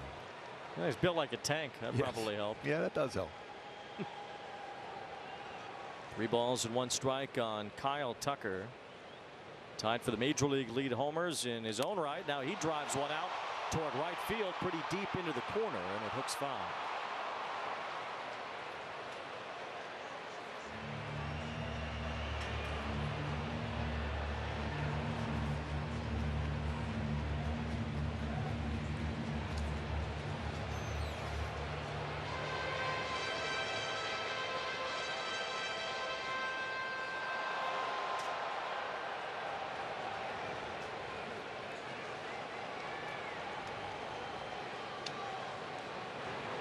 Long inning for Detmers, unable to get through it with 2 outs. And finally a strikeout of Tucker ends the inning, but the damage is done largely by Jose Altuve. A 3-run homer gave Houston the lead.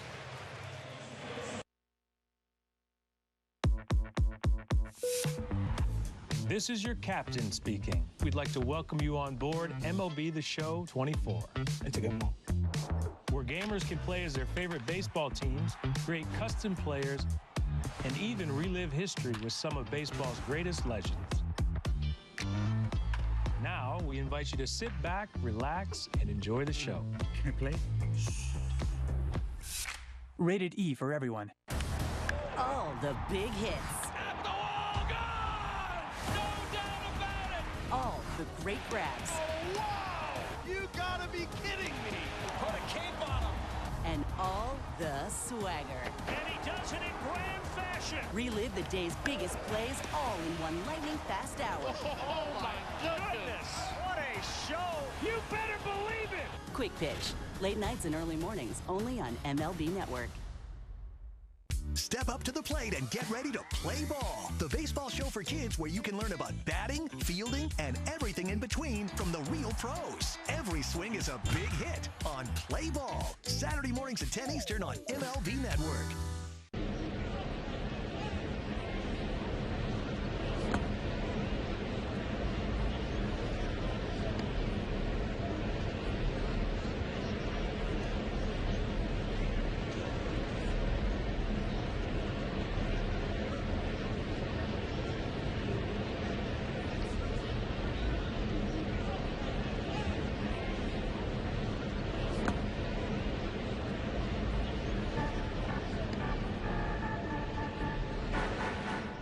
Greatness of Mike Trout Friday, June 7th. The Angels will face these Houston Astros, and the first 25,000 fans will receive a Mike Trout 11-time All-Star bobblehead, courtesy of angels.ocnavigator.org. Visit angels.com/promotions for more. Trout trying to get healthy, as some of the other Angels are. Kyron Paris leads off the third. Anthony Rendon's in the house back in his hometown in Houston, and Rendon still doing some light work and trying to figure his way back. Spoke to reporters before the game today and still seems a ways off. No balls, 2 strikes on Paris. Well, he said he's doing whatever he can to get on the field as quickly as possible. Yeah, walking on the treadmill. That's what he told reporters today. On the incline on the treadmill. So he's trying to elongate his hamstring so it doesn't tear. Dealing with a severe strain. It could have been a lot worse. And speaking of Mike Trout, he came out to our booth here today. Skipped school, drove about 175 miles to meet Mike Trout.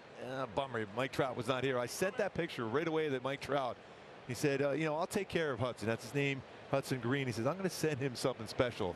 That's Mike Trout. He's the all-time greatest. He said, by the way, I'll see him next time in. Perfect.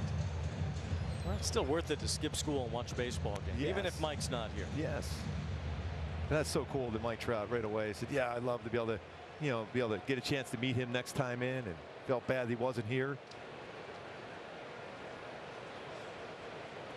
2-2 on Kyron Paris, so now 3 balls, 2 strikes. Framber Valdez has retired 6 straight since the first 2 Angels got on. 1 scored.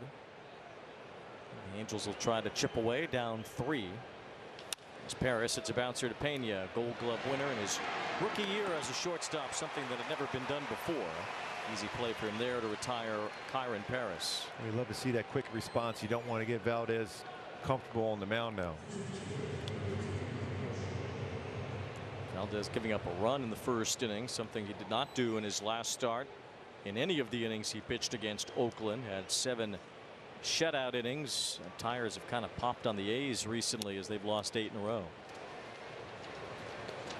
They play the Astros again this weekend as well.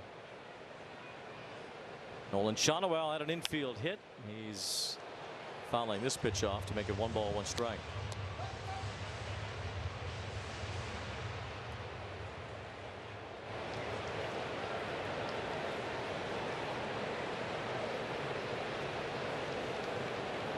Already 5 runs scored here. We're into the 3rd inning. No, the average OPS this season is .699. That's league average, which is the lowest it's been since 2008. .699 OPS average. It's something that we have not discussed a lot, but home runs are down, scoring is down, hits are down, even with the shift changes last year that boosted offense. Well, offense has come back down to earth this year. But the amazing thing, the attendance is the best in over a decade, too. Attendance is good, yes. They had a good weekend. 2 balls, 2 strikes. Shonowell's a slow roller to the left side. Alex Bregman has that. And there's 2 away.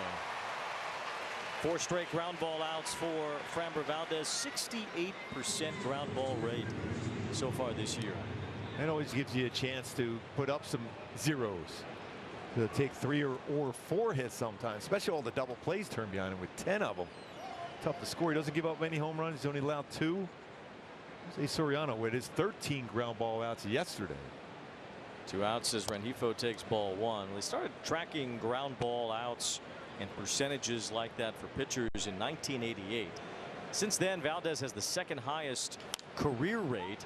Here's another ground ball here to Bregman. Brandon Webb with that power sinker for the Arizona Diamondbacks, the only one who's got more ground balls than Framber Valdez.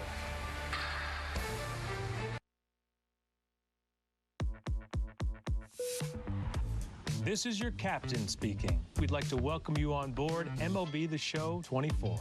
It's a good one. Where gamers can play as their favorite baseball teams, create custom players, and even relive history with some of baseball's greatest legends.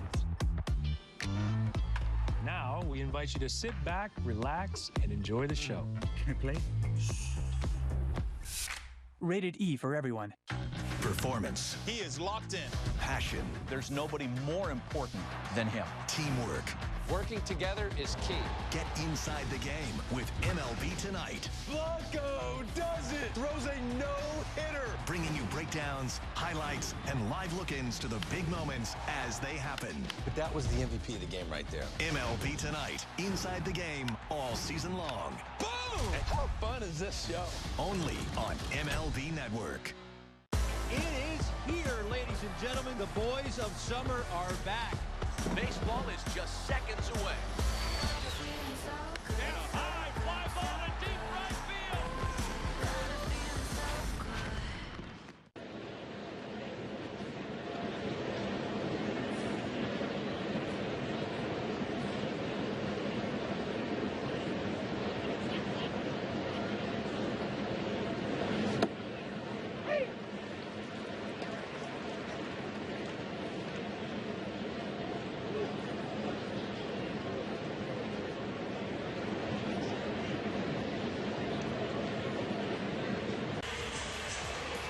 Astros with a 4-1 lead here at Maid Park against the ball club that the Angels put together a nice series in Arlington, Texas. Won 2 out of 3 from the Rangers, who could have won all 3 of those games. The only loss was in 13 innings. Angels have played a lot of close games, and they'll need to battle back here tonight to get into this one. Down 4-1 early. Reid Detmers allowing 4 in the second, all with 2 outs through 32 pitches in that inning.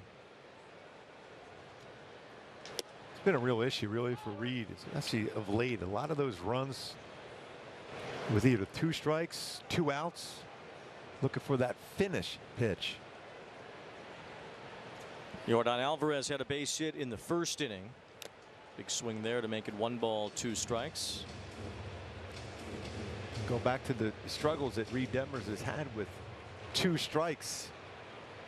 Over this last stretch of 5 starts, the batting average jumps up over 100 points. In zone percentage also up nearly 10%. Chase down. You're looking for those chases with 2 strikes. Hit hard out toward the gap in left center field. Back for it is Ward. He looks up and it's off the wall. It is in play as Ward has to grab it off the bottom of the fence. Alvarez holds up at second base. It's a little bit of a journey out there in left center field with the way the wall is constructed here at Maid Park, but if it stays underneath that yellow line, it's in play. And that's where it was off the bat of Alvarez, a leadoff double. And look where that spot was too, that slider. It was down the heart of the plate, and that's again when you're not getting that chase and finish with 2 strikes, you fight to that. His stuff is so good with 3 or 4 different options with 2 strikes and unable to get to that spot he wants to be. Here's Bregman as he takes ball 1. Bounced out to the third baseman Rengifo his first time. And you see the Astros record entering today 21-26. But they had a very rough start. They were 7-19 as Bregman pops it up. Zach Neto backing up, Paris behind him, but Neto's got it, and there's 1 away. So since then, Houston has gone 14-7. They've won 2 out of every 3 over the last few weeks. They're starting to pitch a little bit better, but this offense is going to come to life, and starting to see that a little bit right now. Bregman has popped up quite a bit of baseballs this year, whether it's against a lefty, Reid Detmers. I've seen a couple games where he's not able to get that pitch inside as consistent as he wants. So that's a big out. No advancement of the base runner. Here's Jeremy Pena at an infield hit to lead off the bottom of the second. He lines one out toward right field, fairly deep, backing up Adele. Makes the catch out onto the warning track. Tagging up from second base, Alvarez goes to third. As Pena gave it a ride, but he's the second out.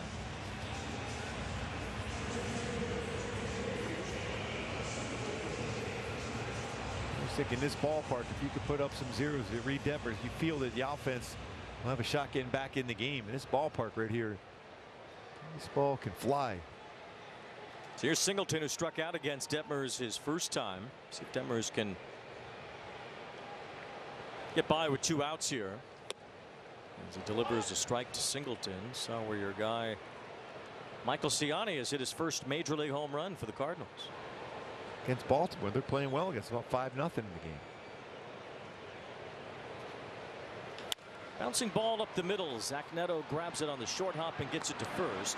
Detmers works around a leadoff double, puts up a big 0 in the third. Christopher Russo is the Mad Dog. Things are shaping up as far as 2024 is concerned. And the only thing he loves more than baseball is talking about it. It's a fun time of the year. Watch High Heat on MLB Network. Want to elevate game night? Turn on MLB Big Inning, a revolutionary way to see the biggest moments from every game live and commercial-free. There it is! A 40-70 season! Find MLB Big Inning on the MLB.tv home screen. Then watch baseball's mega stars in the moments that matter most. It's a whole new ballgame when the action comes to you. Game over! MLB Big Inning, live every game night on MLB.tv. Within baseball, we are part of one team. We are part of one team. We are part of one team. As we focus on mental health and wellness. We're all in this together. We're all in this together. We're all in this together. So let's be kind to each other and ourselves. It's okay to ask for help. It's okay to ask for help. It's okay to ask for help.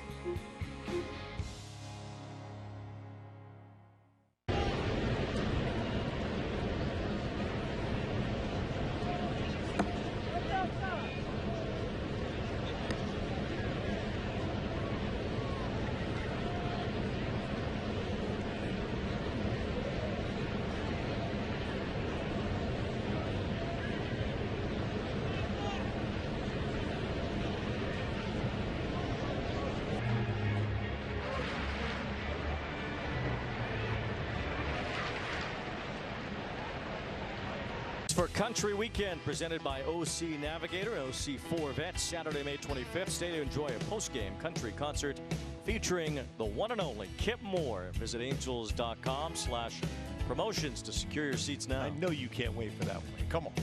Kip Moore. There's something about a truck. Come on. I know there is. Taylor Ward leads off here in the top of the fourth against Framber Valdez, who's retired 9 straight. Something about a 4 or 5 run rally right here would be pretty good. That would be something about that. The Angels would like to sink their teeth into. As Ward grounds one up the middle, Pena can't reach it. It's another hit for Taylor Ward against Framber Valdez, now 13 out of 27 in his career. Let's go right back up the middle, then try to do too much. He sack fly to center field. Picked up an RBI his first at bat. The Angels have their leadoff man on. That's a good way to start a rally. Here's Kevin Pillar, who's been almost a one-man rally the way that he has performed as an Angel, flying out to center field his first time. 35-year-old outfielder from Southern California as he taps one foul right out in front of home plate. No balls and 1 strike on Pillar. Well, he can get you right back in the game the way he's been swinging the bat. Those inviting Crawford boxes in left field. Doesn't take much to turn one around and hit it over that 315 area and left. 1 ball, 1 strike. Some major league ballparks are so enormous in the way that they are put together. With this one, when you look down the left field line, you're like, that's pretty close. It makes you feel a little bit like Fenway Park. 2 balls and a strike. You never pitched here, did you? No, but I would be one of those parks too. I think I would walk all the way from home plate just to make sure that is legit, how far that is, because it doesn't look that far. I've been out to the Crawford boxes here. I'm like, wait a minute, I can almost see the shortstop from here. 2 balls, 1 strike on Pillar. So it's a bouncer towards short. Pena waits for it, gets it to second for 1, and that's all the Astros will get. Hit too softly to turn 2, so Houston makes sure they get 1. And Pillar's at first. Double plays have been easy to come by for Valdez. Entering today, he had turned 10 double plays behind him. That's the most in the major leagues. Also, anytime he's had an opportunity, and he's got one right now with a runner on first, 1 out, he has had a double play turned 29% of the time. The league average is 11. He is close to 3 times league average in turning an opportunity to get a double play into an actual double play. Stat was courtesy of our stats and research department. That's unbelievable. Get those double plays when you don't even have.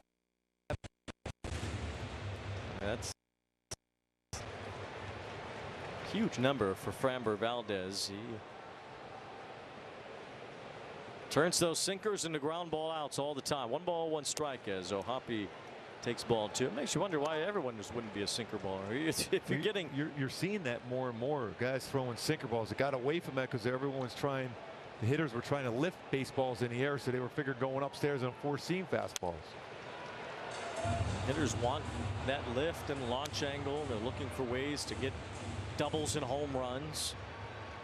You just make them beat it into the ground all the time. Reverse that. It's so hard to be a hitter right now. That's why we mentioned about the league average 699 OPS, because it's hard to hit. Now, the pitchers have made that adjustment.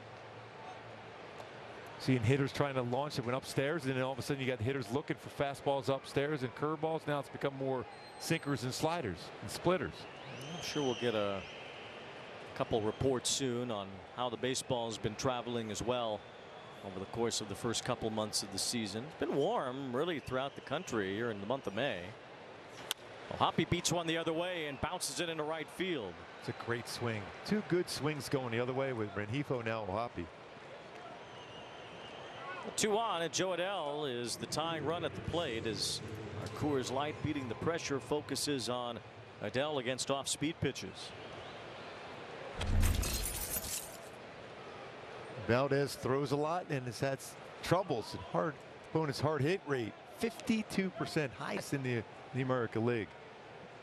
This is where the Angels want to see Adell continue the progress that he has made in bigger at bats, laying off quality pitches when they're not in the zone. Goes after one in the zone there and bounces it foul. He went after a curveball below the strike zone the first at bat. Starts him off with a changeup. About 14% changeup usage, Valdez. That has been hit hard this year. That's over the edge of the outside corner with that changeup, and it's 0-2. That changeup a little bit harder than the one before. Couple of men on base. Joe Adell at the plate with the count 0-2. And he hits a bouncing ball to Pena. Over to second base one. Quick turn from Altuve. Dug out of the dirt by Singleton. And it's a double play to end the inning. The 11th Valdez has induced so far this year. Why pay too much for cable TV when it costs less for Fubo TV? Get all the channels you want. Breaking news and live sports. Entertainment for the whole family. Plus, watch multiple games at once with Multiview. Start watching at FuboTV.com.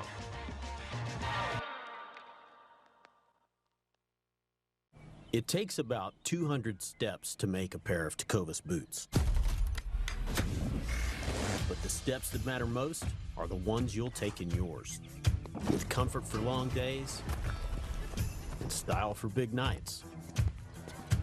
Any place worth going to is worth going in good boots. So no matter where you're headed, don't go gently. Find your pair at Tecovas.com. The salty air, the golden light, reflections of who you were, who you are, and who you're becoming. Luxury meets performance. Peter Malone. So that's how they're so productive. They use Fiverr. Look how quickly they find freelancers. So simple. Yeah, but why are they working in the dark? Grow your business easily with freelancers. Fiverr.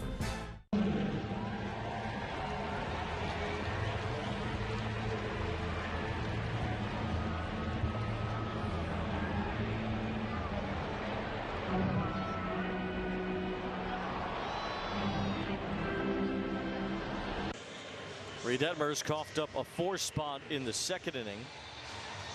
Astros now ahead of the Angels 4-1. As Detmers faces Jake Myers to begin the bottom of the 4th. It was a 3-run homer from Jose Altuve.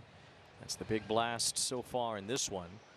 And knowing how the Angels are operating with a lot of these young players and cheering on development and learning how to win, it'd be meaningful to them just to see Detmers continue to push through this game, still go 5, 6, even into the 7th and keep the Astros right where they are. Exactly. When you just looked in, you're in the dugout right there, and Joe Adell was coming to play with a potential tying run at the dish, so you know you're going to battle back. It's an opportunity to be able to win over your teammates by putting up some zeros and keeping it close, so you have that opportunity again. Ball 2 to Myers, who's had an extra base hit in 4 straight games. 9 for his last 16 at the plate is Myers with 2 doubles and 2 homers. It's this one hard. Rengifo able to get it. Falls down as he picks it up, throws to first, and it's in time to get Myers. Good stretch there by Shawnwell. They're going to look at it right now. Myers thinks he beat it out like every runner down the line, but no, he didn't. What a play. Good throw by Rengifo. So Arco, top tier play, gets to that baseball, stumbles, but gets up quickly, and a lot on the throw to get Myers at first base. That's a big out to start this inning. Myers runs well too. Shawnwell able to hang on to the bag as Yainer Diaz smacks another one into the gap in left center field. It seems like every time we see this guy, he is lining the baseball somewhere.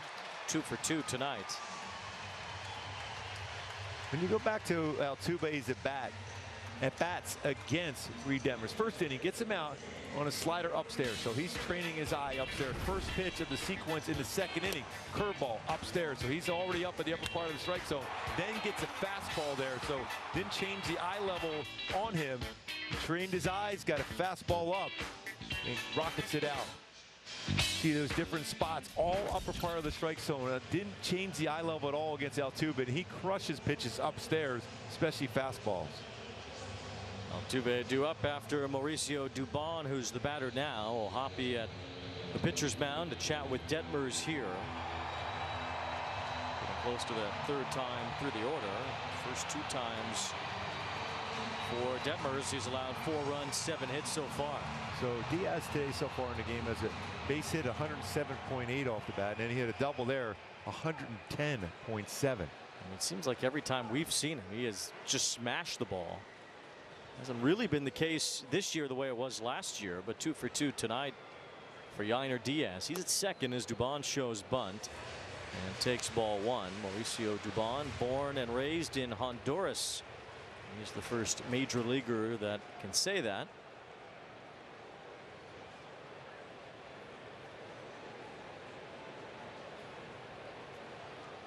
Two balls and no strikes. He ended up playing high school baseball in Sacramento. He was spotted by a Christian baseball group, and they invited him to come to Sacramento as an exchange student. That's how he got his baseball career going. Ended up a Giants fan from there, and he played for the Giants for a little bit. And he hits this ball hard toward left field to the Crawford box as it goes. And another home run against Reid Detmers, who has given up a boatload of them over his last handful of starts. It is 6-1 Houston. 8 and 9 hitters now, 4 for 4. With a couple RBIs, make it 3 RBIs combined. Now for Reid Detmers, that is now 9 home runs he's allowed in 6 starts. And that's down the heart of the plate. See Hoppy's frustration behind the plate as well. That curveball didn't do much, hung right over the bottom part of the zone. Dubon launched it, so home runs from Jose Altuve and Mauricio Dubon, just the 2nd for Dubon this year. Guy that can play a lot of different positions and play them well. He played a lot of second base last year when Altuve was down for some time. Altuve goes golfing there, and it's no balls, 2 strikes. Yeah, pretty good career numbers against the Angels too. 273 coming in this game. 2 for 2 tonight. Yainer Diaz 2 for 2 as well. 6 runs, 8 hits, 2 times through the order against Reid Detmers. Now Altuve trying to hit another one out there to the Crawford boxes as he hooked it foul. Altuve's home run that he hit earlier, though, that was no cheapie, even though it was out to that area in left field. He hit it up where that train carrying all those oranges is. 398 feet. Lifts a fly ball out to right field here. Joe Adell has it for the second out. Yeah, it didn't quite go to that home run that Albert Pujols hit as a Cardinal against the Astros in the playoffs that one. Not quite that. Brad Lidge coughed that one up and broke a lot of hearts here in Houston. That was Biggio Bagwell days when they were trying to win a World Series. Got there in 2005. Could not survive the Chicago White Sox that year. The White Sox sweeping the Astros in that World Series, partially because of the guy that's to our left, Jeff Blum. Yep. Surprised they let him in here after what he did to them in extra innings in Game 3 of that 2005 World Series. We'll go back to that playoff series between the White Sox and the Angels. There was a call there that changed the course of that series. I still felt that the Angels were the better team then, and they could have won that one. Now Kyle Tucker lofts a fly ball into the right field corner. It's fair. That has a chance to go, but it's a foul ball. Well, A.J. Pierzynski was on the front end of that play with Doug Eddings, the home plate umpire, and that play that looked like a third strike on Pierzynski that should have helped the Angels win a game in that 2005 ALCS. So now that you brought that up, we should watch Pierzynski get punched in the face later by Michael Barrett of the Chicago Cubs. Yeah, why not? Don't you want to? 1 ball, 2 strikes on Tucker. Today is the anniversary of that. We'll fire it up.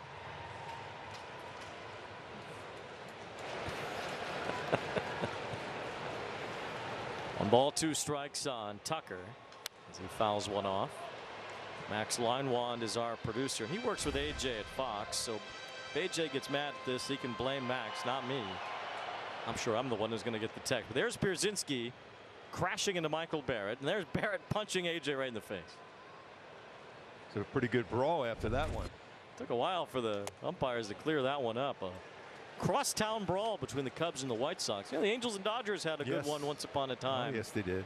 At Chan-Ho Park. Tim Belcher.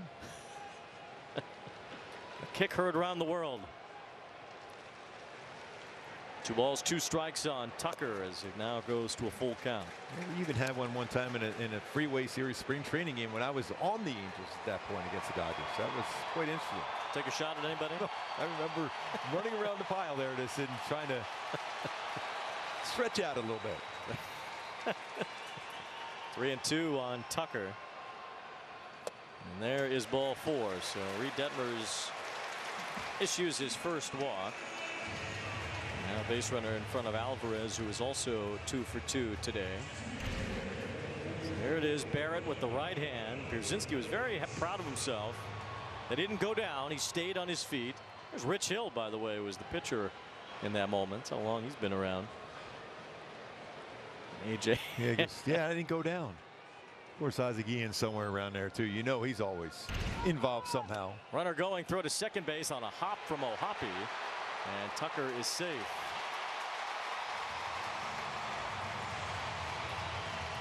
We're going to take a look at this one here. If it stands, it'll be the 8th steal for Tucker in 8 tries this year. He's not been caught stealing yet. He beat the throw. Did he stay on the base? Looks like he did. So he's 8 for 8 in steals. He was able to keep that foot on the base. He's a long guy, so that helps.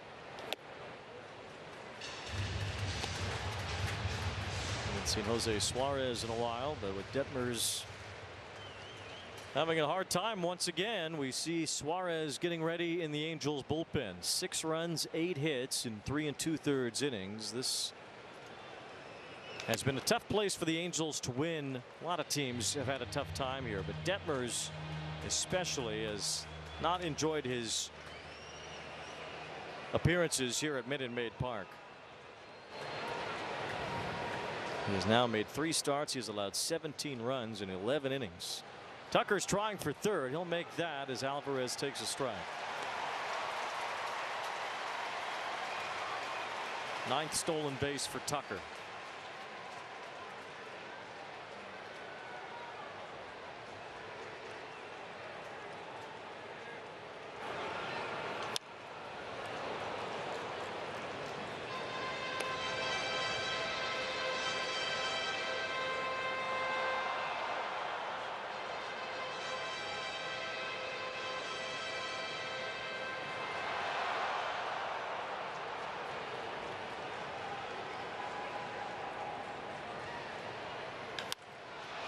Fly ball left field. This one not deep enough as Taylor Ward gets to it and retires the side. 2-run homer by Mauricio Dubon. A tough night for Detmers. When we started Warby Parker, we just sold glasses, and only online. But people liked them a lot. So we offered more things, like sunglasses and contacts. And then we thought, what if we sold eyewear online and in stores? So we did that. And now we have stores in neighborhoods all over. There you can chat with friendly opticians and get eye exams from top-notch doctors. Now, no matter where you go, we've got your eyes covered. With Home Chef, you're not just home cooking, you're home acing it. Our convenient options are ready in as little as 15 minutes and way quicker than takeout. When it comes to making dinner, fill in the blanks with Home Chef. Delicious, meat simple.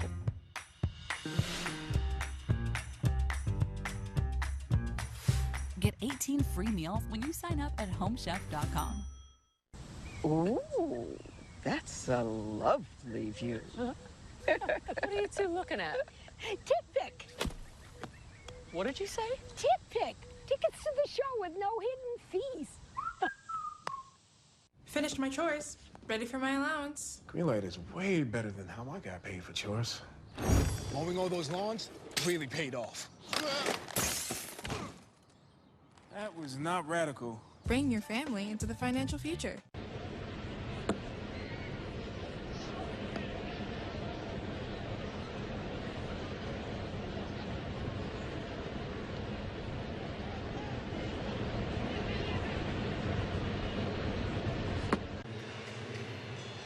Now Reid Detmers once again getting knocked around, giving up 6 runs, 2 more homers tonight, and Ron Washington expressing some empathy toward his young left-hander. That's the thing, when you look back at the first 4 starts, you were thinking, okay, he's going to be that all-star we all expect him to be. Then you start to struggle. Then you start to doubt yourself. There's no doubting his stuff. And there's no doubting his competitive nature. But when you get to 2 strikes, you got to finish off hitters. Especially when you talk about offensive numbers the way they are right now. Sometimes you try to be too perfect and then to stay within your mechanics, whatever you're warming up with and throwing. Willie Calhoun, another base hit as he knocks one over the head of Altuve for a leadoff single here in the 5th inning. 5 hits against Framber Valdez, so they've all been singles, and now Zach Neto will be the batter. What about the mindset for a pitcher when he sees the other guys taking the steps now? We've seen all of the others begin to put together quality starts and begin to make those improvements, working deeper into games, and now it seems like Detmers is getting a little bit left behind. Yeah, usually that, you become a competitive rotation. Usually everyone responds to that. But if I'm Reid Detmers right now, I'm watching what Sandoval is doing. I'm watching what Tyler Anderson. Granted, Tyler Anderson's a different pitcher. He really knows how to pitch. But then you look at Patrick Sandoval, similar stuff. I mean, they both throw around the same as far as velocity on the fastball. Detmers a little harder. But how's he making those adjustments those last 3 starts? What has he done to get to the point where he should be? And he's at right now. He's throwing the ball well. And Reid should be the same person. Well, we've seen Patrick Sandoval really back away from his 4-seam fastball. Griffin Canning, too, to some degree. Would you recommend that for Detmers? Yeah, I think you almost have to. But you got to go back to that slider. You're getting around it. You get it on top and almost think I'm throwing a hard football, almost like a cutter to get better. I mean, we talked last year when he was throwing his slider too hard. It didn't have as much depth to it. Now it's getting a little bit more loopy and it's going more of the strike zone. So go back in between the harder slider and the one that's a little bit more depth to it. So Zach Neto at the plate, 3-1 as he looks at a strike to make it 3-2. He threw the bat away thinking it was ball 4. The crowd reacts a bit to that. Good job by the bat boy to get out of the dugout quickly and hand the bat to Neto. Well, there was a time back in the day, if you did that, anything thrown out of the hand was going to be a strike the next one.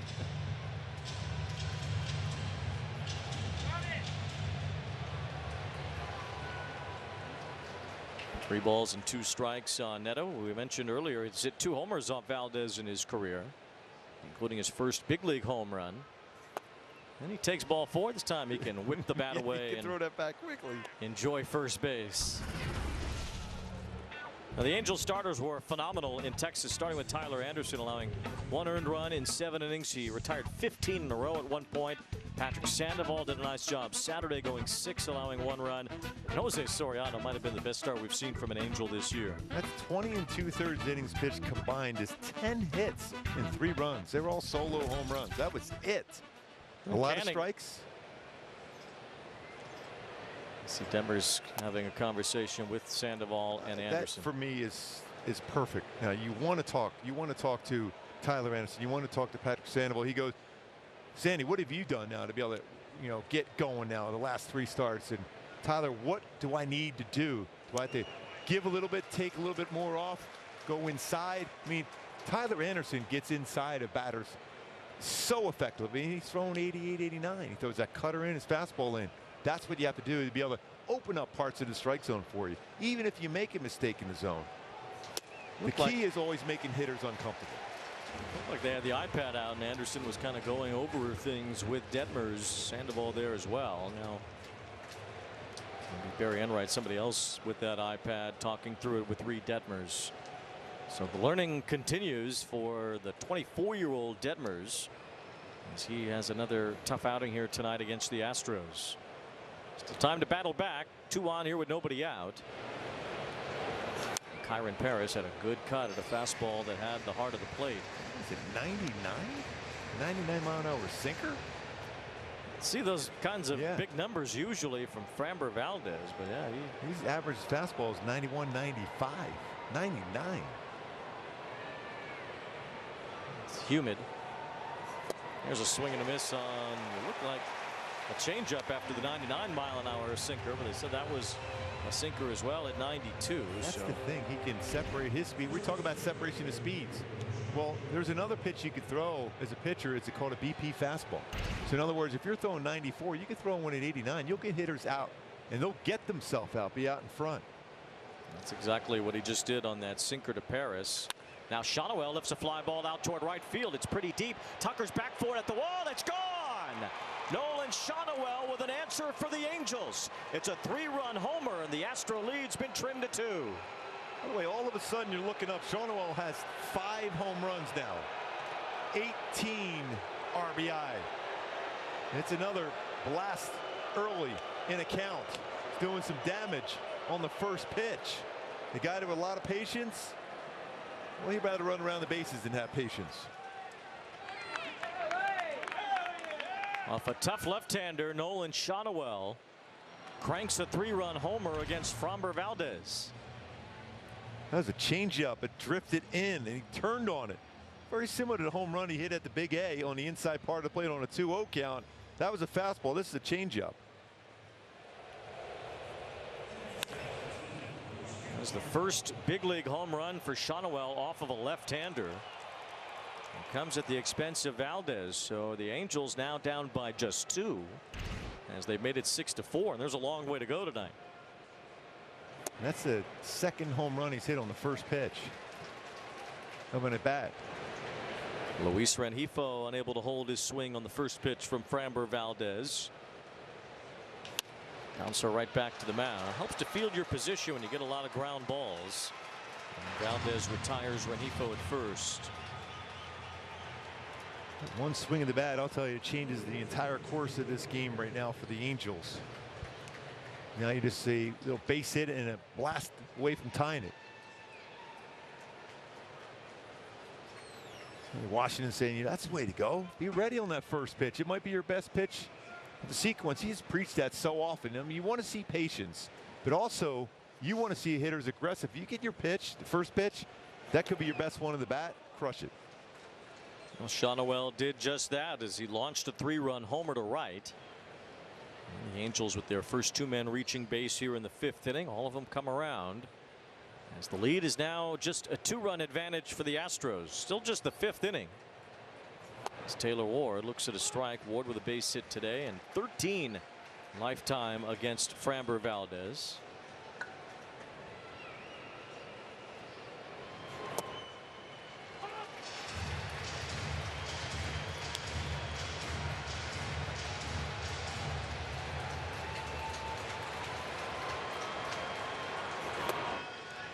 Just love the fact you're starting to see some power from Sean. Well, you don't want to take away that what his real good approach is going back up the middle the other way. But when you're seeing that bat speed enough to be able to lift some baseballs out like he did, it changes a lot of things for him. 2 balls, 2 strikes. As Ward bounces one foul. The 13 hits against Valdez are by far and away the most any batter has. Nobody else has more than 8 against Valdez. Marcus Semien and Leody Taveras each have 8. David Fletcher has 7 in his career against Framber Valdez. And so does Anthony Rendon. Ball 3. Trying to get on base for Pilar here. Pilar's been the hottest hitter the Angels have, maybe in all of baseball, the way that he is hit lately. 3-2. As Ward lines to right center, a base hit. What'd you say about hits against Valdez for Taylor Ward? He just wears this guy out. Yes. He has 6 more hits against Valdez than anybody else. That is ridiculous. You know why? Because he likes pitches lower third. Kind of like Mike Trout. We talked about him earlier. He's real good on pitches downstairs. He's really, really, really good on non-fastballs, but that was a sinker that time. So the tie run comes to the plate. It's Pilar. Valdez already 80 pitches. He is yet to get through the 5th. He's slugging at 590 on non-fastballs. There's a line drive, a base hit to the left field line. Moving toward third base is Ward. He will put the brakes on and return to second. Wise as decision. Mauricio Dubon got to it fast. Oh, was hit hard again by Pilar once again. Off the bat, that looked like extra bases for sure. That's an infielder playing in the outfield. He's played center field too, Dubon. He's really good as far as covering ground.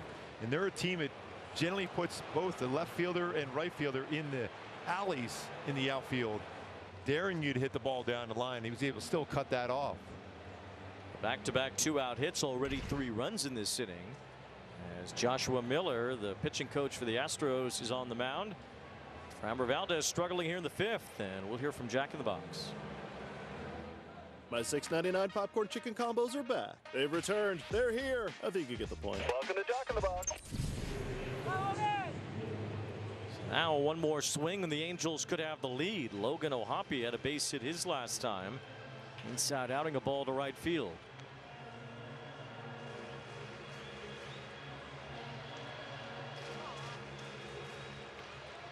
This is when you're Logan O'Hoppe. You know you're a young player. You just want to be patient. You can still be aggressive on the first pitch, but it has to be your pitch. Otherwise, let Valdez think about what's going on. There's a fly ball out toward left field. What a comeback for the Angels. It's a 3-run homer for O'Hoppe, the 2nd of the inning. And the Halos are on top of Houston. Boy, somewhere upstairs, Earl Weaver saying the best play in baseball twice in 1 inning.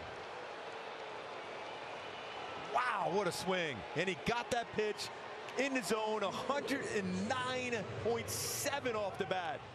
Going 416. Covered. Put that halo on.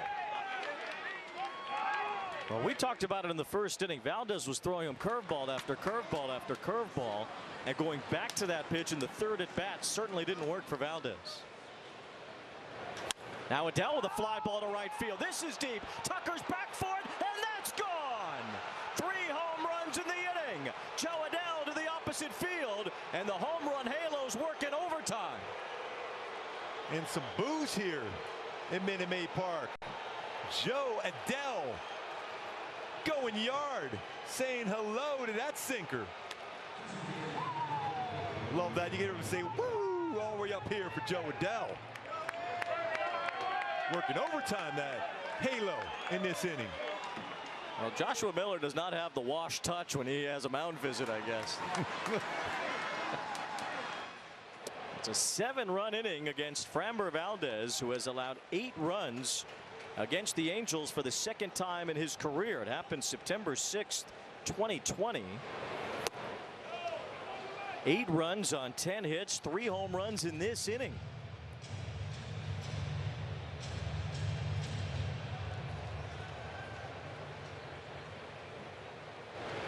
Billy Calhoun, a well-struck ground ball, but this one stays in the park, stays on the infield, and Altuve throws him out. Well, the Angels muscled up in the top of the 5th inning. It was Nolan Shotwell who got the party started. A 3-run homer as the Angels pulled closer, and then Gooby Ohapi. Oh, hammered. A long way. 416. Oh, hammered. And Say hello, Joe. Performance. He is locked in.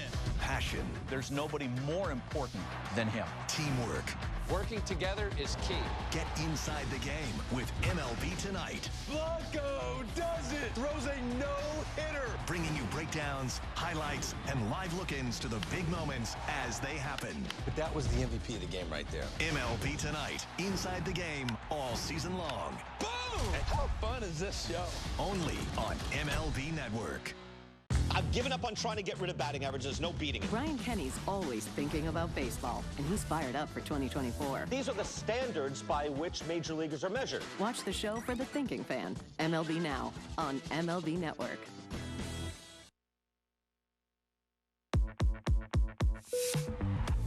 This is your captain speaking. We'd like to welcome you on board MLB The Show 24. Where gamers can play as their favorite baseball teams, create custom players, and even relive history with some of baseball's greatest legends. Now, we invite you to sit back, relax, and enjoy the show. Can I play? Rated E for everyone.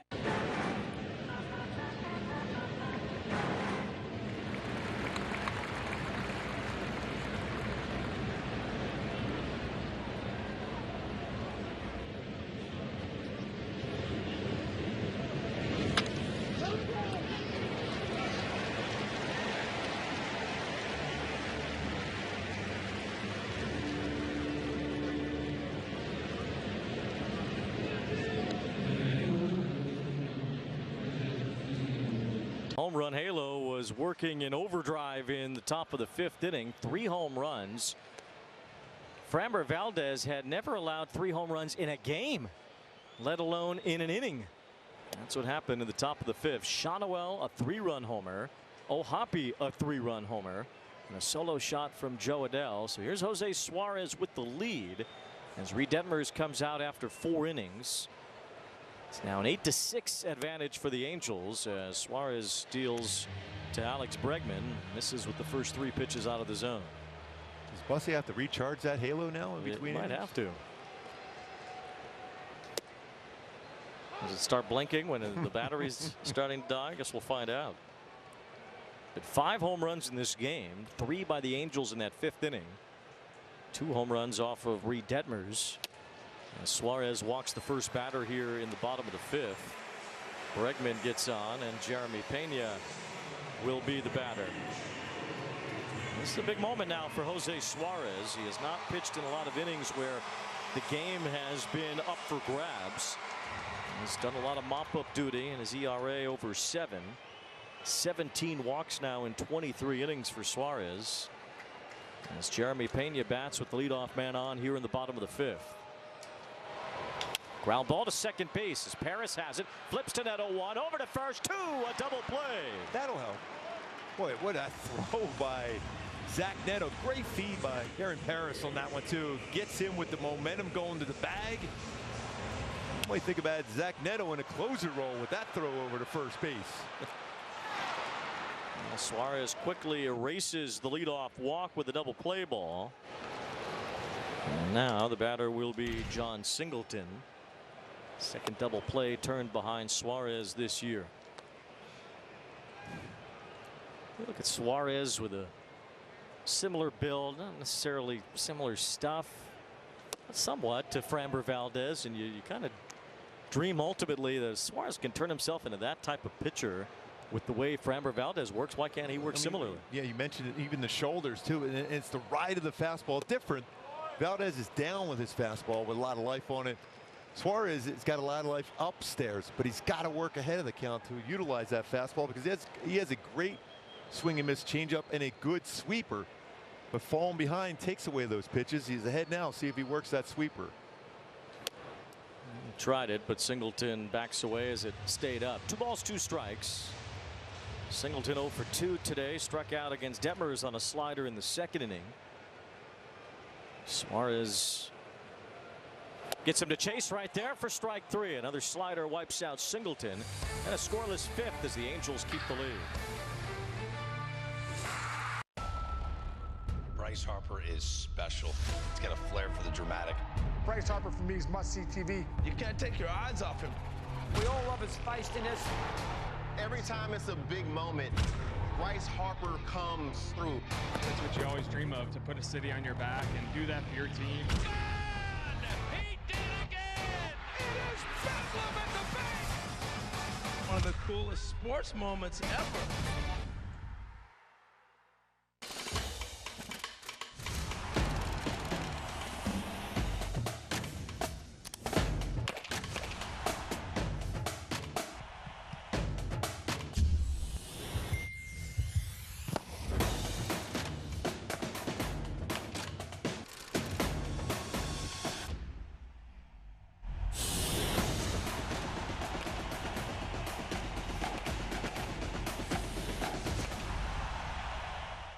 Christopher Russo is the Mad Dog. Things are shaping up as far as 2024 is concerned. And the only thing he loves more than baseball is talking about it. It's a fun time of the year.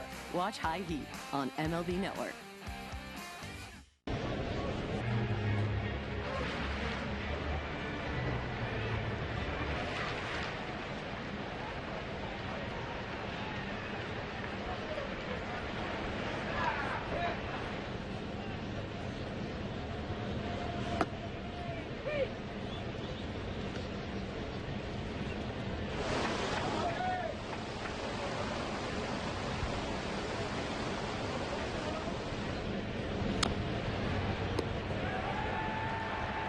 Angels baseball on Valley Sports brought to you by Hyundai. It's your journey on every mile in a brand new Hyundai.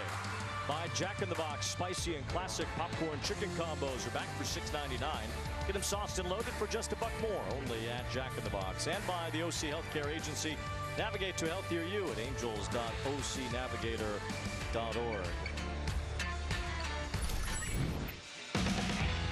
3 home runs allowed by Framber Valdez in the 5th inning tonight. That is the first time he's given up 3 in a game in his career. And he gave them up in a span of 6 hitters. Nolan Shawnoel, Logan O'Hoppe, and then Joe Adell. The latter 2 going back-to-back. What about Joe Adell's swing? He knew he got that. That's the other way. That's the kind of power that Adell has. He's at 9 home runs now, and he has basically sprayed them all over the field. Zach Neto leading off in the 6th inning. New pitcher for the Astros is Rafael Montero. Houston's bullpen had a really rough beginning to the year, but they've been better lately. Montero's gotten back on track, as have some of the others, including Josh Hader, who is their closer. And Ryan Presley, who was their closer for quite a while here. A lot of big moments closing games for the Astros.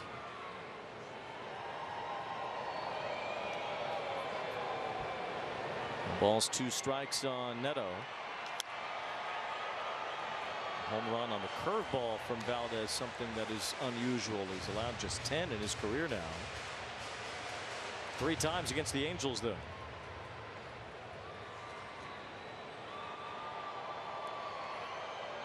Now Neto with a fly ball out toward left field. This is deep. This is gone. The Angels keep hammering it here in Houston. It's their 4th home run of the night, and Neto joins the home run barrage here in the 6th. He knew it also. He just got a chance to watch that go into the Crawford boxes. Change up, change out. What a swing. 6th home run. Well, we'll see if it's charged. It looks like it is. Well, Joe Adell bringing it.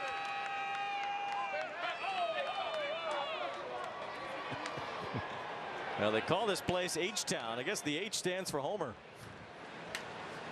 The Angels hit a lot of home runs, and they hit a lot of games with home runs. They've had more games with a home run than any other team in the major leagues. They have now hit a homer in 39 different games. They have hit 56 home runs overall as a team, with the 4 tonight. This crowd is completely silent right now. In the American League, only the Orioles, Yankees, Astros, and A's have hit more home runs than the Angels. The Angels have the 7th most in all of baseball. 4 homers a season high. Stayed up, and look at that. He knew it. I mentioned O'Hoppe in the Crawford boxes. Zach Neto, he turns on one, get him up there too. By the way, that was 106.4 off the bat. He's generated all that power on a changeup. Well, I saw where Zach's dad, Joaquin, was here, and he was tweeting that every time he goes to an Angels series, they win it. So he's feeling like he's the good luck charm. Well, let's keep him getting that arm moving to keep scoring some runs. Yeah, let's invite him to Seattle or wherever we're going. Johnny next. Washington is certainly thinking that same thing. Okay, let's keep this rolling. Hitting coach's dream tonight. 4 homers, 9 runs on 11 hits. Paris trying to hit one out toward left center field. This one more toward the gap as Dubon makes the catch. So 1 away here in the 6th, and it's time for our Kia player profile. Nolan Shonowell, as we mentioned before, his first home run in his major league career off a left-hander coming off of Valdez, but 4 home runs now in the last few weeks. I love it, especially when he's either it's jumping on the first pitch or he's got himself in the account where he can get that barrel out quickly behind an account, go back to that normal swing. We showed that thing on our Frontier Play Sense last time at home. We're getting that barrel out and driving it with bat speed, but also still staying within your normal swing with 2 strikes. Yeah, you can get ahead of the bat speed if you are out in front of the ball and pulling it. We see with Isaac Paredes, a guy who has 25, 30 home run potential. Not a lot of bat speed, though. Shonowell lifts this one towards shallow right center field. Tucker moving over into the gap, and he makes a running catch. That ball traveled a bit further than it looked off the bat. Kyle Tucker did a nice job to race over and keep Shonowell off base. One of the many reasons why he's one of the best players in the game, how good his range is. We know how good that outfield arm is. A couple stolen bases today go along with a lot of the power he has, but he covers a lot of ground. At the bat, you think, okay, that's got a good chance of getting down for at least a double for Shonowell. Yeah, you come here and you think about Bregman, Altuve, even Yordan Alvarez. Kyle Tucker's probably their best player. 2 out, nobody on as Luis Rengifo bats here. He had a base hit in the first inning. I think a lot of people don't realize how good of an all-around player he is. He was 1 homer shy of a 30-30 year last year, and he's well on his way this year with 15 home runs and 9 steals.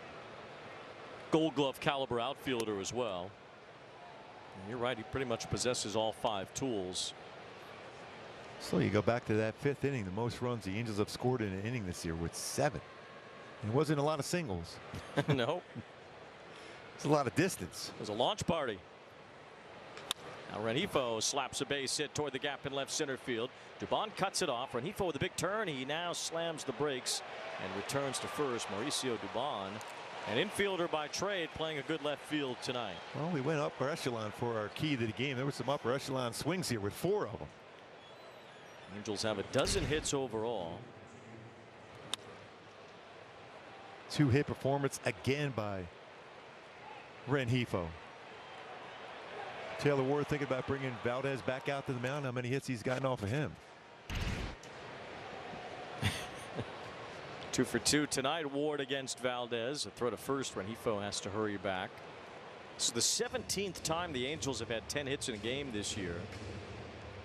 Entering tonight the 6th most in Major League Baseball with double-digit hit games. The Astros actually first on that list. They've had 22 games with 10 or more hits, and they might get there tonight too. They already have 8. The Angels have 12, and this game's only in the 6th inning.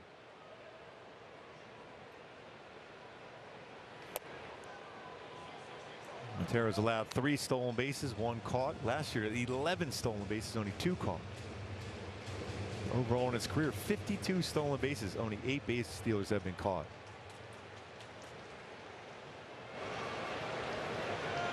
Rengifo running. Throw to second by Yainer Diaz. He had no chance. Another stolen base for Luis Rengifo. He has 12 now on the year. Good jump. Gets in scoring position for the team leader in RBIs. His feet are feeling good now. Rengifo is 3rd in the American League in steals. Hope he's okay on that slide. Oh, his wrist maybe? It looked like after maybe jammed his finger, it looked like on the slide into first base that he wasn't feeling right on the pickoff attempt at first, as he's kind of grabbing at his. And he has that mid on too. He's pointing at one of his fingers on his left hand. Looks like the middle finger, so we'll get some attention there. Says, you see, he slammed right into it. Even with that mid on, he kept his hand straight into the bag, and there's no movement in that bag. It's in the ground, and jammed it. Said forever that that's the danger of sliding head first, which most base runners do now. You know, when you played, guys hardly ever dove head first. The only one really was Ricky Henderson. That would be about it. Pete Rose. He just dove everywhere. But there weren't a lot of guys. It was really frowned upon to dive head first into bases, and now it's almost the norm that guys do it. Rengifo is still getting attention out there. And you'll see it more now because you can't block the base anymore. Trying to talk himself to stay in the game. Oh, well, there they popped it out. Eric Munson out there, one of the trainers.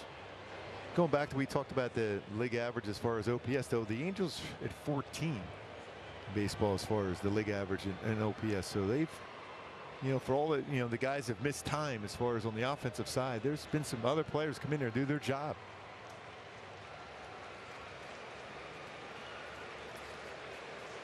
Scoring 9 runs, you think about in a game when you got Valdez starting on the mound. That's impressive what the offensive has done.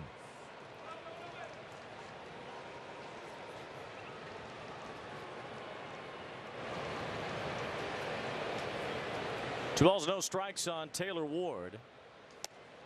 As it goes to 3-0 with Rengifo in scoring position. Gotta believe he's got the green light here, as well as he swung the bat here today and all season long.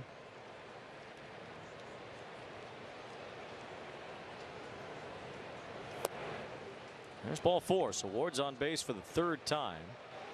He's had a sacrifice fly, 2 singles, and now a walk. And Rafael Montero's allowed a few men to reach here in the 6th inning, including Zach Neto, who homered. Angels with 3 home runs in the 5th off of Framber Valdez. And these two teams played a pretty wild game at Angel Stadium last July 15th. It was a game started by both Valdez and Detmers. Remember that game the Angels won on a walk-off throwing error. And they came from behind to beat the Astros 13-12 in that game at Angel Stadium. It was a wild Saturday night at the Big A last year. So this game similar to that, how it's going so far.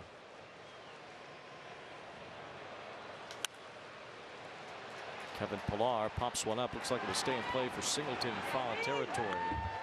And the inning is over. Zach Neto joins the launch party. 4th homer of the night for the Halos. Deep out into the Crawford boxes. The Angels have a 9-6 lead.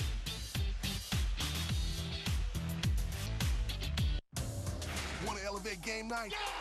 Turn on MLB Big Inning, a revolutionary way to see the biggest moments from every game live and commercial free. There it is! A 40-70 season! Find MLB Big Inning on the MLB.tv home screen. Then watch baseball's mega stars in the moments that matter most. It's a whole new ball game when the action comes to you. Game over! MLB Big Inning, live every game night on MLB.tv. It is here, ladies and gentlemen. The boys of summer are back. Baseball is just seconds away. And a high fly ball to deep right field. Within baseball, we are part of one team. We are part of one team. We are part of one team. As we focus on mental health and wellness. We're all in this together. We're all in this together. We're all in this together. So let's be kind to each other and ourselves. It's okay to ask for help. It's okay to ask for help. It's okay to ask for help.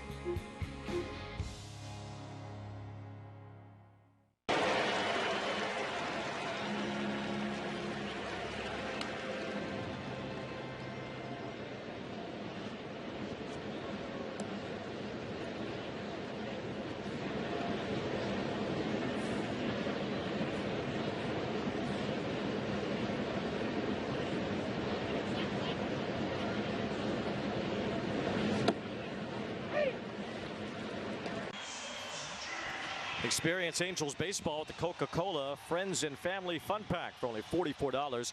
Plus fees. Get 4 tickets, 4 hot dogs, and 4 soft drinks. For more information regarding the Coca-Cola Friends and Family Fun Pack, visit angels.com/fun pack. Well, nothing's as fun as a launch party. Yeah, it's been a lot of fun so far. Angels have a 9-6 lead. They've had 4 home runs in the last 2 innings. Jake Myers leads off here in the bottom of the 6th as Jose Suarez gives up a deep fly ball.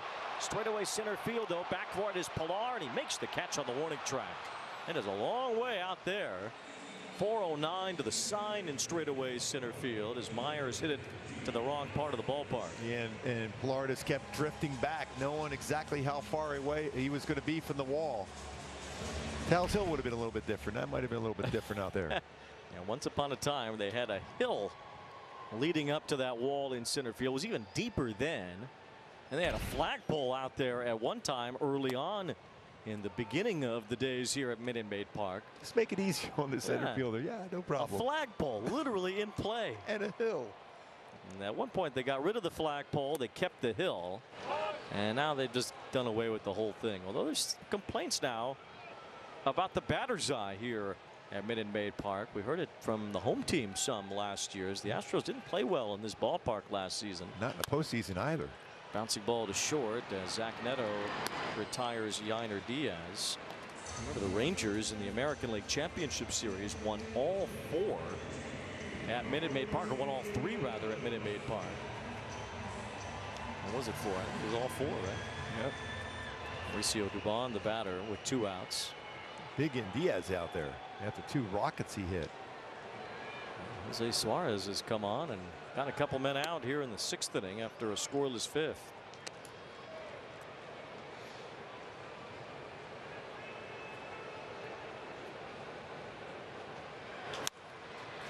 Pop fly toward the right field line. Moving after it is Adele. He has the ball and retires the side. 1-2-3 for Jose Suarez.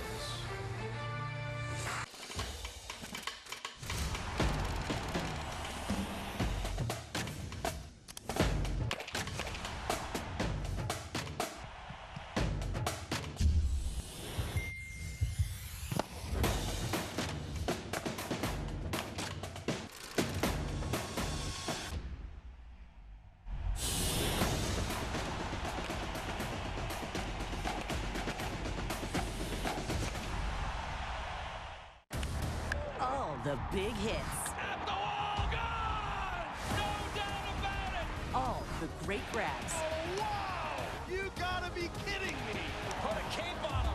And all the swagger. And he does it in grand fashion! Relive the day's biggest plays all in one lightning-fast hour. Oh, my goodness!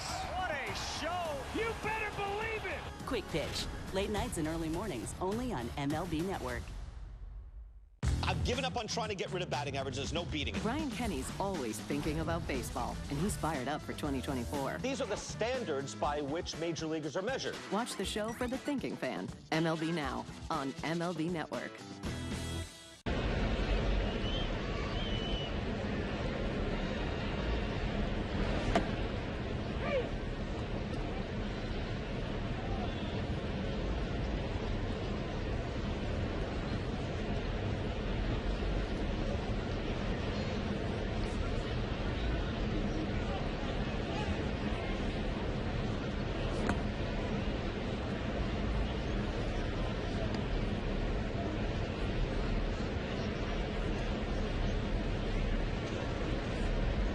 Sports brought to you by Nissan. Buckle up for an epic test drive at the Nissan Thrill of Summer sales event. By Spectrum, get Spectrum Internet, mobile, and TV. Visit Spectrum.com for details. And by Pechanga Resort Casino. Play your perfect combination at Pechanga, conveniently located right off the I-15 in Temecula. And that bus is going to need some gas the way the Angels have been driving it tonight. Yes, but keep that pedal to the metal.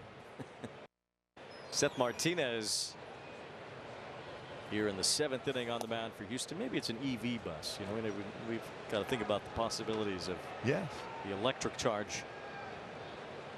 The Angels have put a charge in 4 home runs tonight. O'Hoppe gave the Angels the lead with his 3-run homer in the 5th. How about 2 3-run homers in the same inning? That'll get you back in the game quickly. Well, Hoppy was all over that curveball from Framber Valdez. And he got a pitch in the zone there. He expanded sometimes on that first pitch, but he got one exactly where he wanted. He's still looking at that finger. He jammed into the base on the slide. Angels need more players on the field right now. Foul ball. He said, wait a minute, I'm looking at my finger and the foul ball almost gets me. He's still smiling though. That's a plus. Well, Hoppy with a pop-up. Altuve chases after it in shallow right field. Getting a lot of help from Tucker, so Altuve has to make the play. He covers from down. One out. We'll see if Rengifo has any more issues with that finger tonight. The Angels only had one other inning in the franchise's history. Well, 63 years old now. It's the 64th season of Angels baseball. Just one time have they had 2 3-run homers in an inning before tonight. It was in 2008 at Yankee Stadium. It was Torrey Hunter and Juan Rivera hitting those 3-run homers at the previous Yankee Stadium. They had not transitioned to the new one yet. That was the last year of the old one. I have to get some inside scoop from Erica down there if they are charging up, especially with Joe Adell at the plate. That could need to be used again. Charging that halo. The balls and 2 strikes on Joe Adell. As that one just floats off the plate.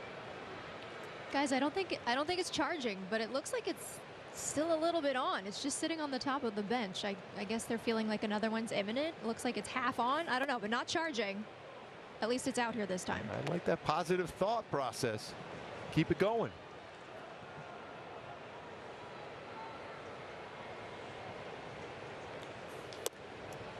Three balls, 2 strikes on Joe Adell. We're going to run up the electric bill in this place. As the Angels have hit 4 home runs, and now Adell with a pop-up foul ground. Singleton hoping for some room, and he doesn't have any. So thankful a lot of people now are getting power back out here in Houston.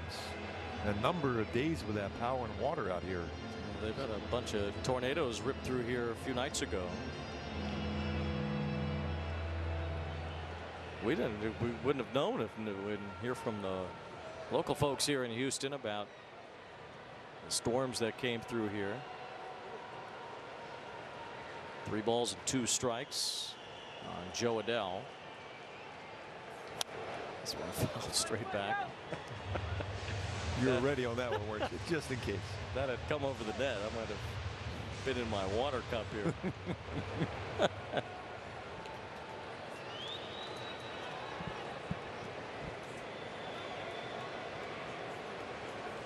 7 runs in the 5th. The Angels have the lead 9-6 here in the 7th. Adell, it's a high bouncer to Bregman. Seth Martinez retires the first 2 here in the 7th.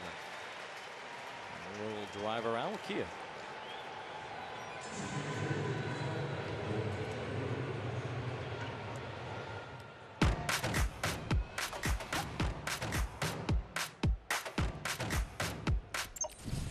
Martinez basically throws a sinker. It's going to be 90-94. He'll throw a cutter, slider, and changeup.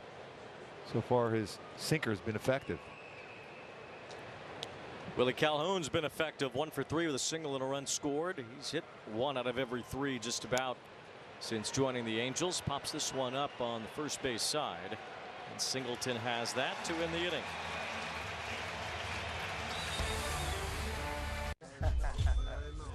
Yo, you think Dallas' power forward gonna drop 30 tomorrow? Boy, you tripping.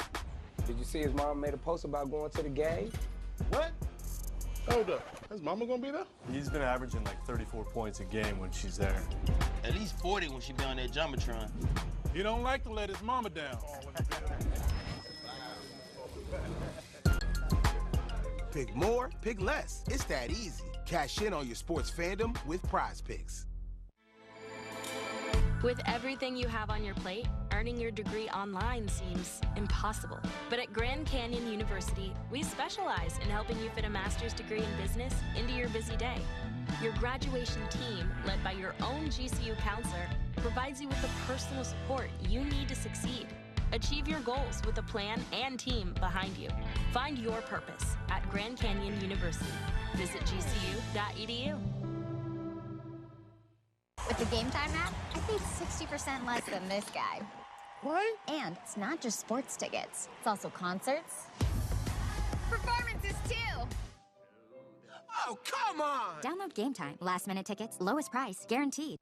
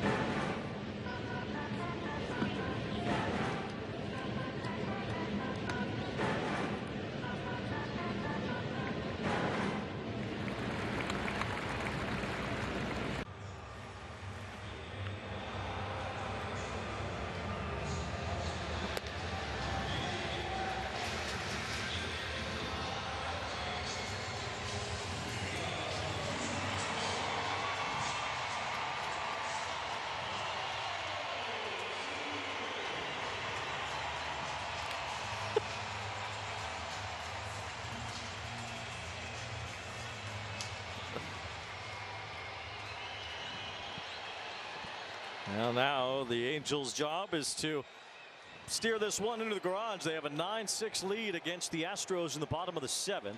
And Adam Cimber gets Altuve, hit a bouncer on the first pitch. Nice pick by Rengifo and a strong throw for the out. Yeah, Rengifo has made a couple really good plays at third base tonight. Cimber has been terrific, especially with men on base this year. That was probably, it's his left hand, right? He jammed it into the bag, so he's got to field that baseball with the glove and then make the strong throw across. Nice job by Rengifo. And Cimber, you know he's going to get a lot of ground ball action that way.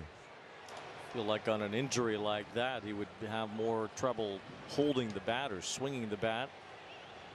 Maybe if a line drive comes at him, as Tucker looks at a pitch that was just off the plate. 1 ball, no strikes. Astros had 6 runs, 8 hits off Reid Detmers, but Jose Suarez closed him up for a couple innings. Did not allow a base hit.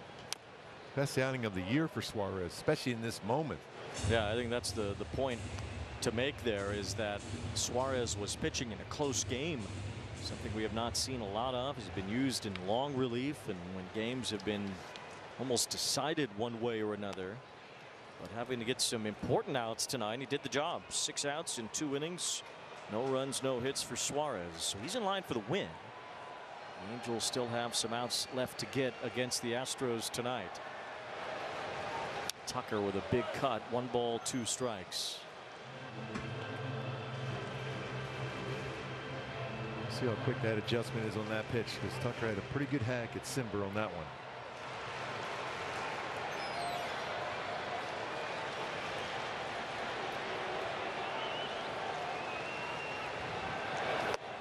Tried to backdoor the slider.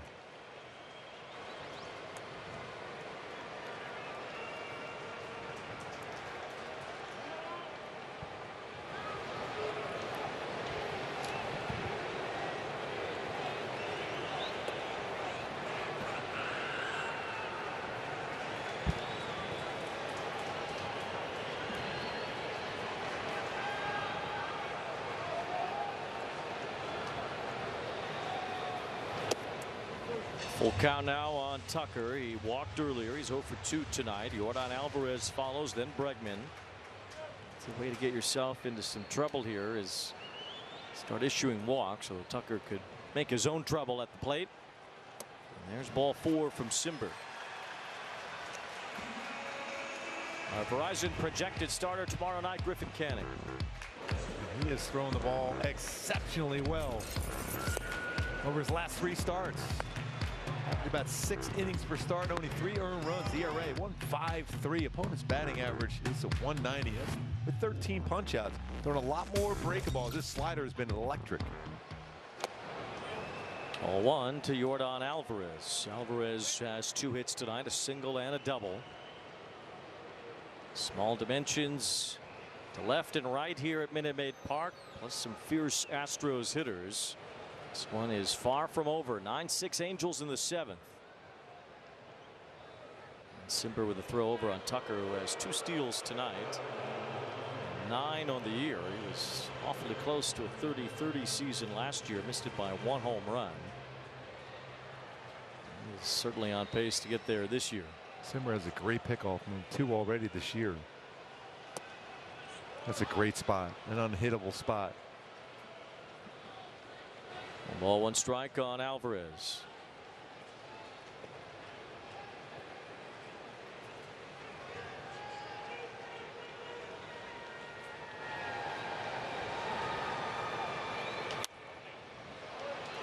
Back away again on a slider, backdoored it again.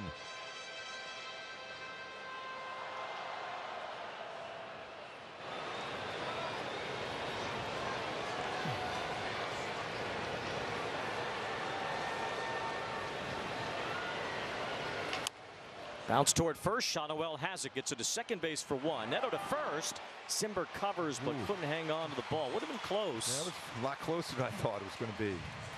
Boy, Neto got a lot on that throw. Nice play by Shotwell also. So 2 outs as we see it again. Got rid of it quickly. And a lot on the throw from Neto to try to lead Simber. He just stretched a little too early on that one.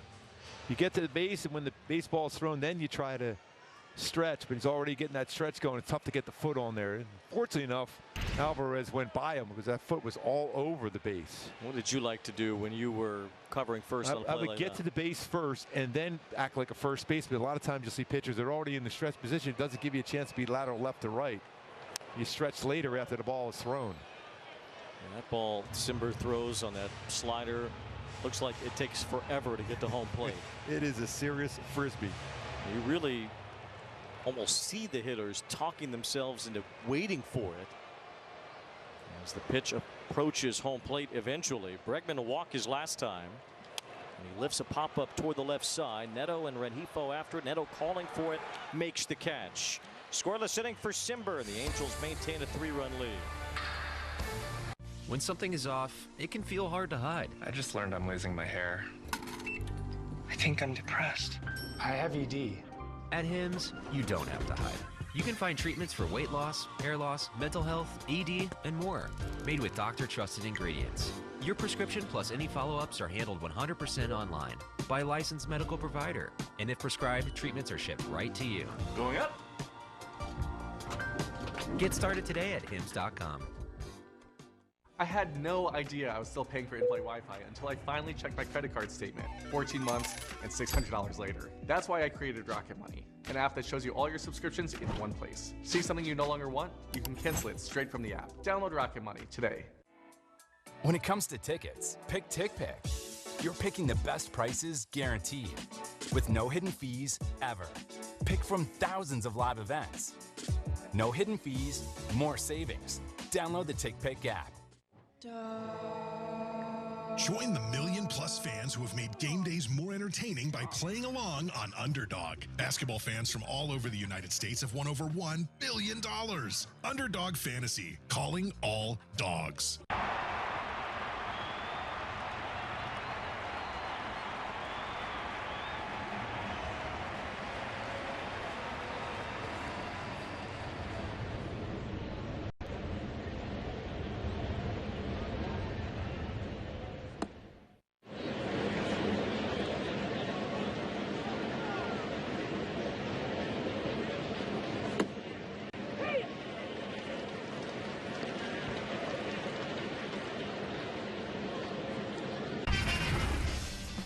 Home runs tonight for the Angels. We take a look at our T-Mobile coverage cam. Well, they covered it all right 4 times. Shotwell and O'Hoppe gave the team the lead as he banged one above the Crawford boxes. Joe Adell to the opposite field, and Zach Neto for good measure.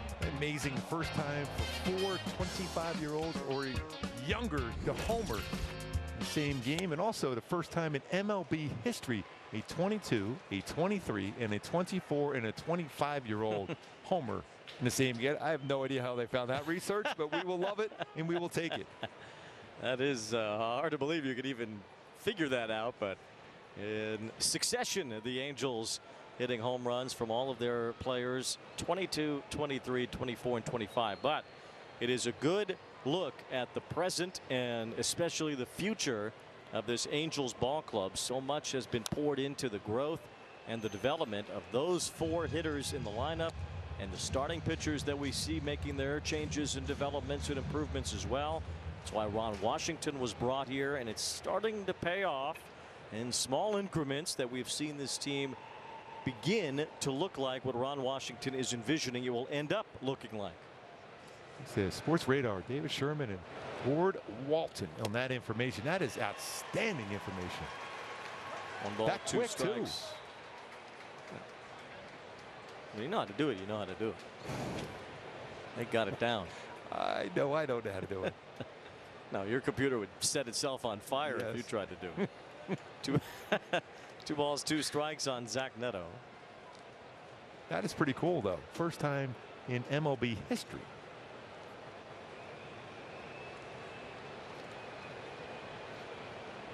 This new pitcher is Ryan Presley, and Neto fouls one off. Presley has been out over the last few days. He was injured and unable to pitch, but he's back out there today. Presley, the closer for the Astros for the last few years, and he's been kicked back into the setup role with Josh Hader now in the back end of the bullpen as well for Houston. And those guys are on, though. I envision a pretty good 1-2 punch at the ends of games as Neto fouls out.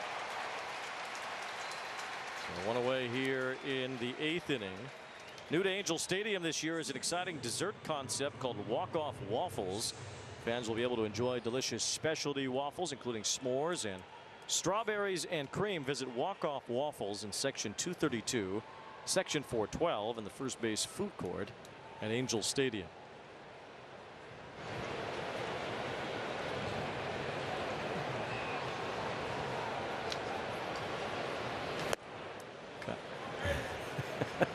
Kyron Paris 0 for 3 at the plate. I guess Patrick going to be doing some sort of report from the waffle stand, this homestand. Well, he better bring some back to us, though. We had it before. It's great. 1 ball, 1 strike on Kyron Paris.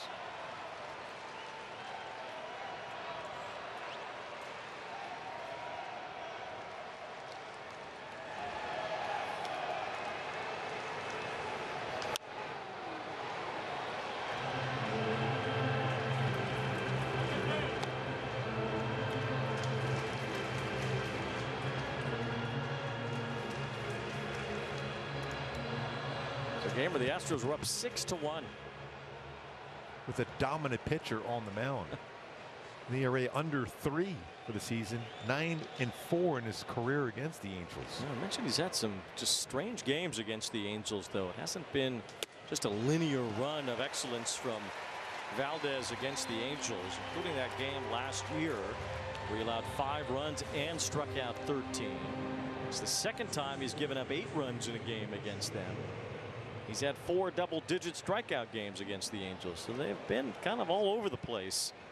There's certainly been some dominant performances, and there have been others where Framber Valdez has had a tough time. And tonight, despite a pretty good start to the game for Valdez, it ended up being one of the worst outings of his career.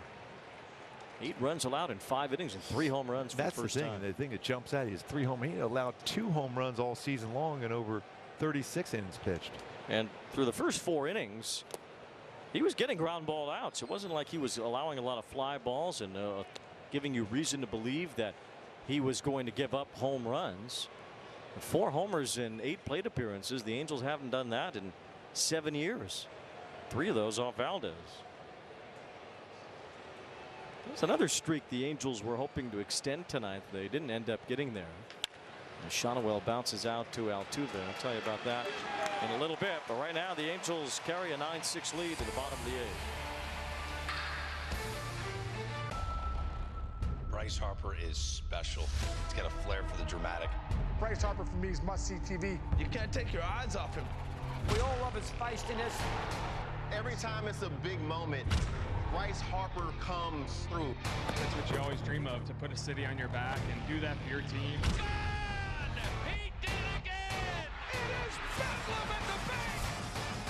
One of the coolest sports moments ever.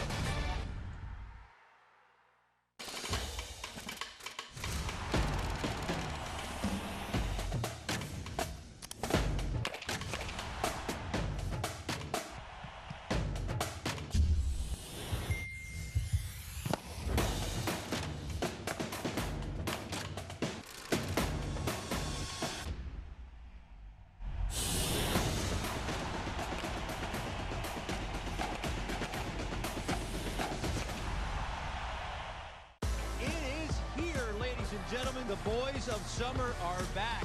Baseball is just seconds away. And a high fly ball to deep right field.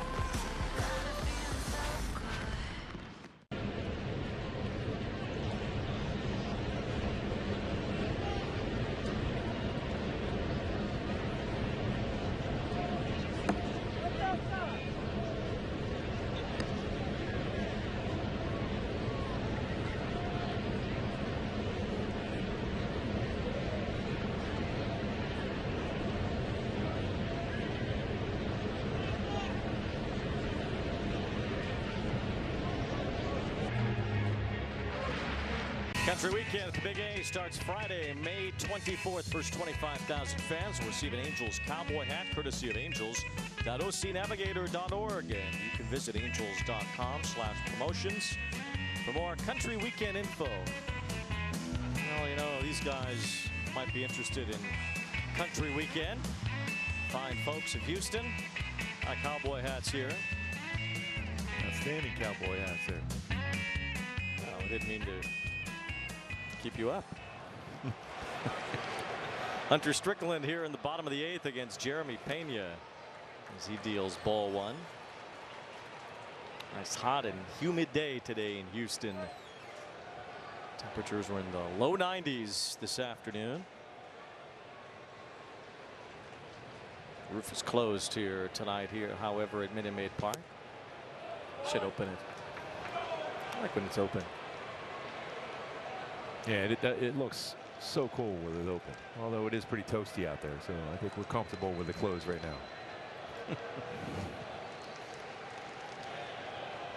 I like to feel the heat. Jeremy Pena takes a pitch that he thought was ball 2, and it was strike 2 instead. We've seen over the years when you get ahead of the count against Pena, you can get him to chase him on a slider, and that's the #1 pitch going right now this season for Hunter Strickland. 1 ball 2 strikes. Strickland on here in the 8th inning. It was Suarez pitching the last 2 innings before Simber worked the 7th. Pena does not go after the slider there. It's a pretty good one too. When he's seeing the ball really well right now. He's been excellent offensively this year. A bit of a down year for him last season. He's been outstanding at the plate, batting .328 entering this at bat. And fouls that one off the screen behind home plate. Pena had just an incredible postseason in his rookie year of 2022, where he was the ALCS MVP, the World Series MVP. Won a Gold Glove that year too. He leads the American League in hits right now. And he had a good cut at that pitch that was down the middle from Strickland. He's throwing a lot of fastballs to him. It was a 95-mile-an-hour fastball. I still feel he has that slider in him to get him out here now. 2 balls 2 strikes on Pena as Strickland works here in the 8th. There's the slider that Pena rolls over to Luis Rengifo. A strong throw to retire him for the first out. He's got in the reach for that one after a fastball 95.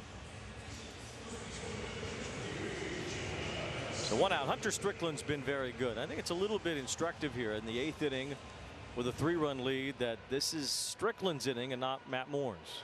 Yeah, he's been throwing the ball exceptionally well, and there's a lot of trust now with Ron Washington, Barry Enright, Steve Carsey too, as far as his feel for his slider, how important that pitch is for him. But still good enough fastball to hit his spot with that too. 95 for a guy that was tinkering with retiring last year. Hunter Strickland has been very good really since the beginning of spring training for the Angels. Got on their radar. Didn't make the team initially. We talked about that in our open tonight, that some pitchers that either, or some players in general, that weren't on the team at the beginning of the year or weren't in their current spots have been able to fill these roles nicely for the ball club. He threw a lot of strikes in spring training. It's continued into the season. By the way, that was a real good changeup. Tried another changeup there, but he cut across on his delivery on that one. 2 balls and a strike now. There's Pilar, part of that group as well.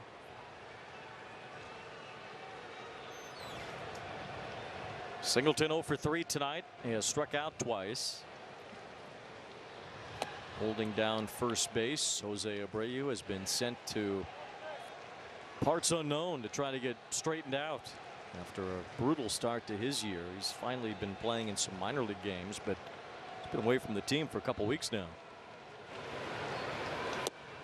3-2. That's when you have a feel for a slider. When you're trying to get back in the count, you throw a nice slider.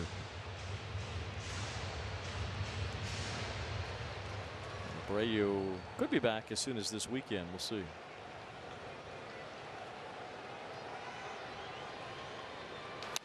See if he can get a flight from parts unknown. That's not easy. No.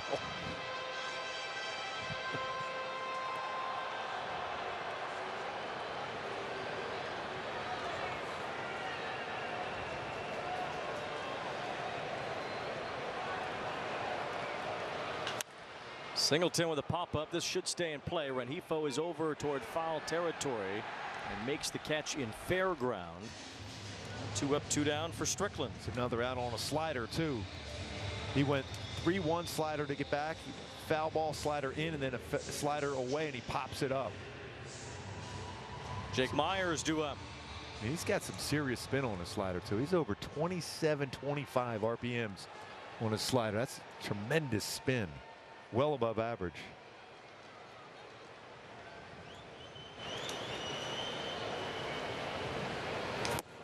Good slider right there to get a whiff from Myers. Angels trying to win the opener here in Houston and make it 3-1 to start this road trip against their 2 Texan division rivals. This team had not played a divisional game until last Friday against the Rangers. Ended up winning 2 out of 3 there and trying to get a leg up on the Astros too. Tomorrow night they'll have Griffin Canning facing Christian Javier. Swing and a miss by Myers. Another good slider. Wednesday a day game, Tyler Anderson and Hunter Brown.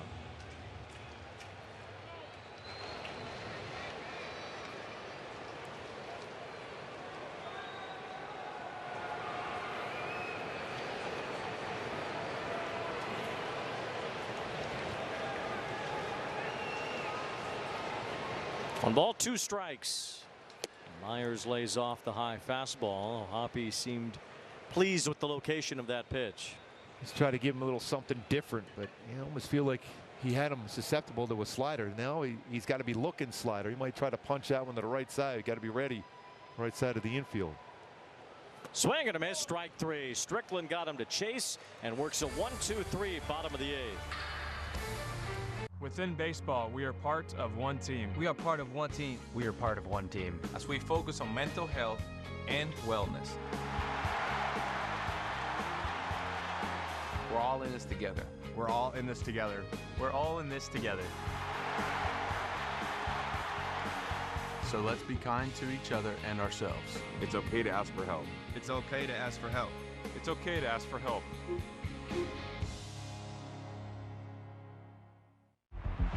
Can't recall another baseball game where emotions ran so high. There it is!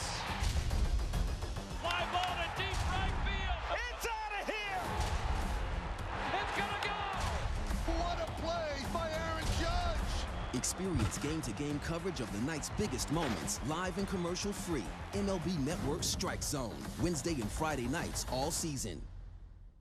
Christopher Russo is the Mad Dog. Things are shaping up as far as 2024 is concerned. And the only thing he loves more than baseball is talking about it. It's a fun time of the year.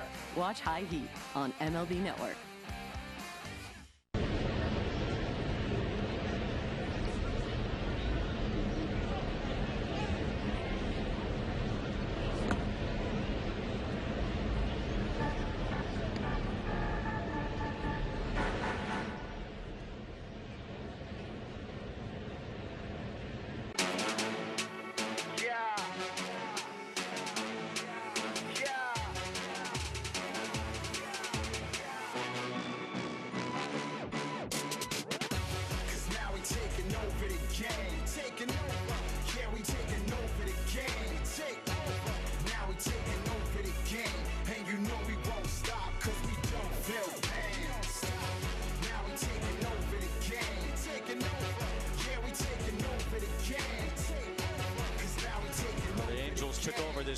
4 home runs. 3 of them in the 5th inning off of Framber Valdez. 2 3-run homers in that inning. And how about what we threw at you earlier, that it was 4 players 25 and under, and 1 of each age, 22, 23, 24, and 25. It's still amazing. The first time ever for that to happen in a Major League Baseball game. Well, these junior Angels have been impressed upon with some trust and the ability to grow together as a team and try to start winning ball games after having some things not go their way early. One thing that's really not gone the Angels' way a lot of early in the year have been close games, games decided by 2 runs or fewer. Now they're up 3 tonight, but they've had to claw back into this one after being down 6-1. And Ron Washington talks a lot about this team learning how to win. If they can lock this one down, this would be quite an experience for this team. And I love, even in the dugout, Tim Laker talking to Cameron Paris and looking at an iPad what he was doing. He was pulling off on a couple pitches. There's still that learning curve for everybody, all these young players and the guys that have been given the opportunity to help this team win. Hit hard up the middle. Backhand Altuve running away from the play. Long throw in time. What a play by Jose Altuve to Rob Rengifo. And that's all the way up the middle and still a lot on the throw. Remember a couple years ago he had some problems with throws to first base. What a throw that was for a former Gold Glove winner. This looked like for sure it was going to be a base hit. Off balance and right on the money. Especially with how far away he was going from first and not exactly on perfect balance either. But he made that play with terrific throw. Nicely done by Altuve. Here's Taylor Ward with 1 out. As he lifts one off the end of his bat to shallow right center field. Tucker is over. 2 up, 2 down here in the 9th. MLB Ballpark app will complete your next visit to your favorite ballpark. Buy and manage game tickets, redeem offers, access exclusive content, and much more. Download the MLB Ballpark app today. On the bottom of the 9th, you saw Carlos Estevez getting ready. The Astros will have Yainer Diaz, then Dubon, then Altuve, then Tucker, then Alvarez. It could get interesting quickly if Estevez has any issues at all with the 8 and 9 hitters. Kevin Pillar at the plate here with 2 out, nobody on.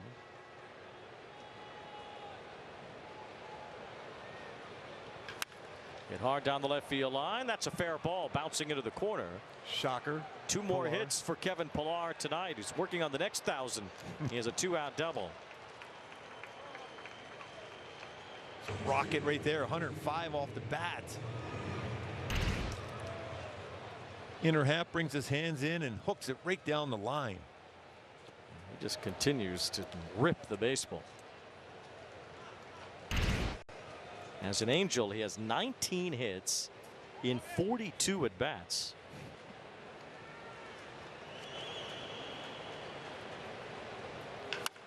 That's lined down the left field line. That's a foul ball. I'll take those extra runs or so here. Yeah. So Pillar now batting .442 since joining the Angels. I think that's pretty good. Yeah. Seems all right. Yeah. .442. I'll have to look back and see what he did his senior year at Chaminade. I'm not so sure he did that. 1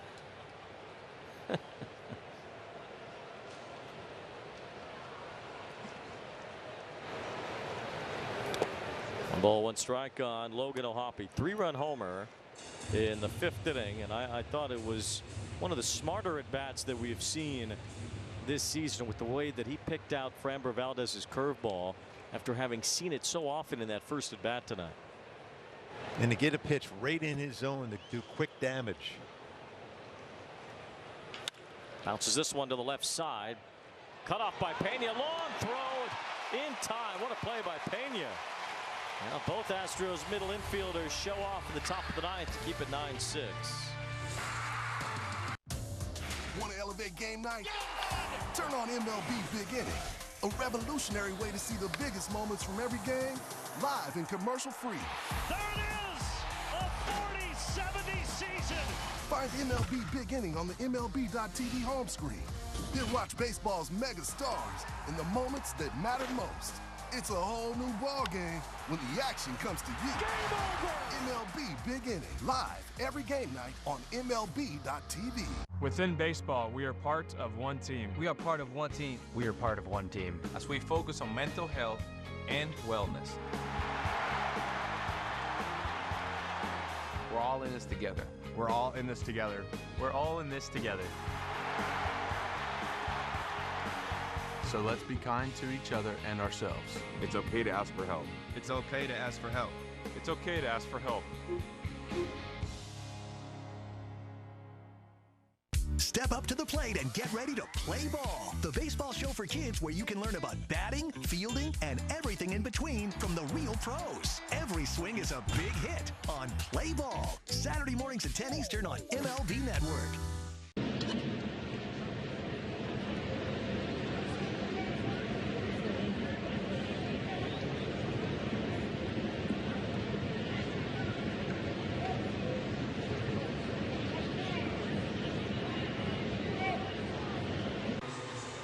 And going back to our Hyundai key for the game today, upper echelon, the Angels hitter, especially on those power side, brought some of those pitches up today against Valdez and crushed it out of the yard. 4 home runs for the youngsters today for the Halos, and trying to close this one out up 9-6. But upper echelon swings by the young crew. Well, the Angels putting up a dozen hits tonight. 4 homers making the difference right now. Baker's dozen counting the Pilar hit. 13 hits for the Angels. Now Carlos Estevez will try to finish this one up. 8, 9, and 1 batters are due up right now for Houston, as Diaz will be followed by Dubon and then Altuve. None of these Astros have faced Estevez a lot and really haven't had much success to speak of against him either, as he tries for his 7th save of the year.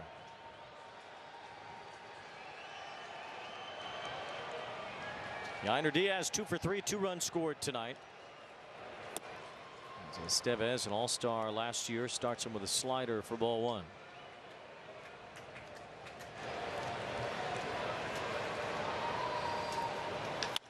Flied out toward right, hit pretty deep. Adele is back for it. He's out near the wall, leaps up, and he's got it! Joe Adele crushing up against the wall, robs Diaz of extra bases. What a play by Joe Adele. Crashes into the wall. And I think the wall took the worst of it there. How strong he is. Back at it, jumps, crashes, holds on to it. All around Joe. That's probably a home run.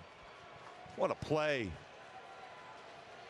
The other day, homer, stolen base, and a throw out at home. Here, home run today, robs a potential home run. Wow. Impressive catch by Adele. 1 out here in the 9th. The Joe Show has arrived. Mauricio Dubon looks at strike 1. Dubon had the last Astros hit when he hit a 2-run homer off Reid Detmers in the 4th inning. The Angels bullpen has been dynamite. Suarez 2 innings, Simber 1, Strickland 1, and now Estevez with some help from Adele has the first out in the bottom of the 9th. Such a great play to go back so effortlessly back to the wall, and knowing you're going to make contact with the wall like that. Joe Adele, great play. Huge first out. The ball's 2 strikes on Dubon as he lays off that one. He covered 78 feet to go back and get that baseball. Estevez has not had a save since May 8th. That was in Pittsburgh, holding a 1-run lead against the Pirates. He has 3 to work with tonight against the Astros. There's another fly ball out toward the right field corner. Long run for Adele after this one. And he runs out of room as the ball ends up out of play, foul. Still moving good. He's covered a lot of ground. It's been really fun to watch Joe Adele mature at the major league level and finally turn all this talent, his raw ability, into being a better and better baseball player.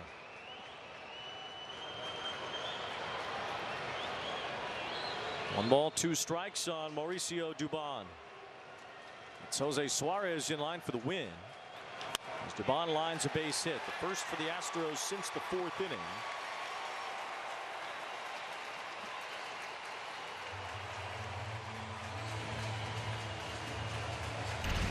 how amazing this play is. The ball is crushed off the bat. Going all the way back, coming at 78 feet, knowing there's going to be some serious contact with that wall, and controls the baseball in the glove. What a play, a huge play.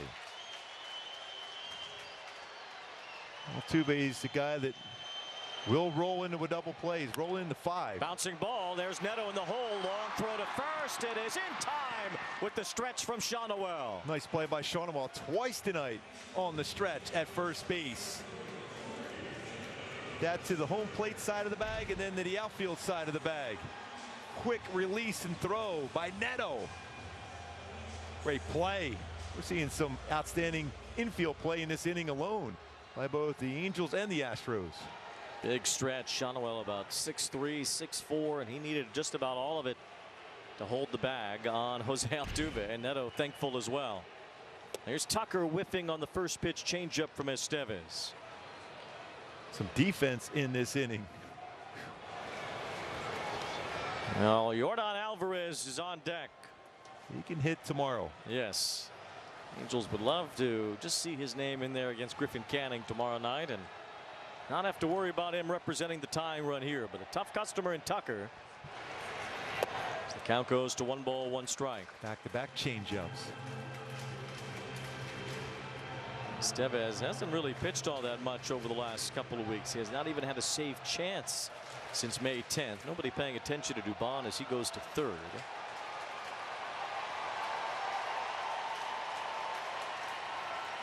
Estevez wondering why there was no pitch timer violation, I think, called against Tucker, because he wasn't looking up at Estevez while Dubon was advancing to third base. I think Estevez was wondering why no pitch timer strike. We might get some help here too.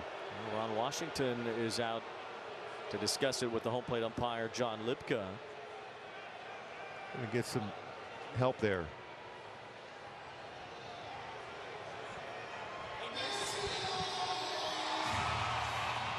Washington heads back to the dugout. Not sure if Tucker would have been in violation. Everybody kind of caught with Dubon moving across the infield. Dubon's run doesn't matter. He's at third with 2 outs in a 3-run game. And Tucker hits it hard. Rengifo can't reach it. It's a base hit. It's 9-7. And it will be Yordan Alvarez representing the tying run. He just stayed on that baseball and he just lines it, even with the infielder situated against Tucker.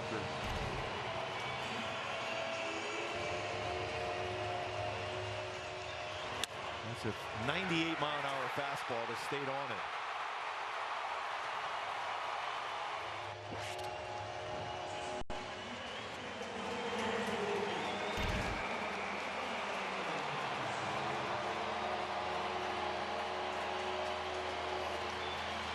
Gave Dubon a stolen base. Usually that's defensive indifference at this point in the game.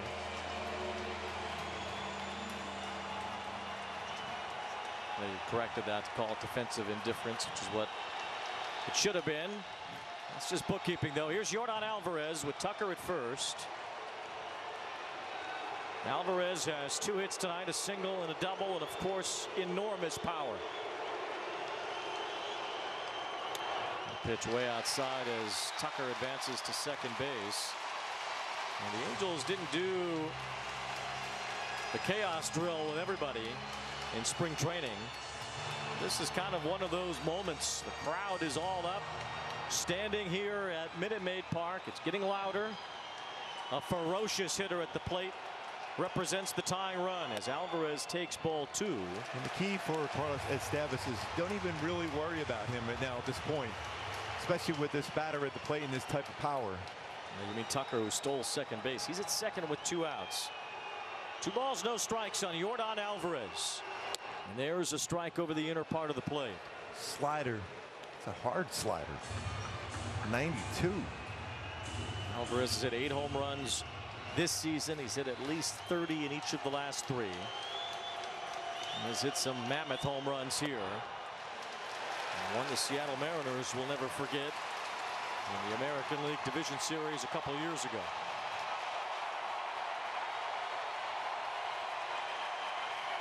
3 balls and a strike. Alex Bregman on deck.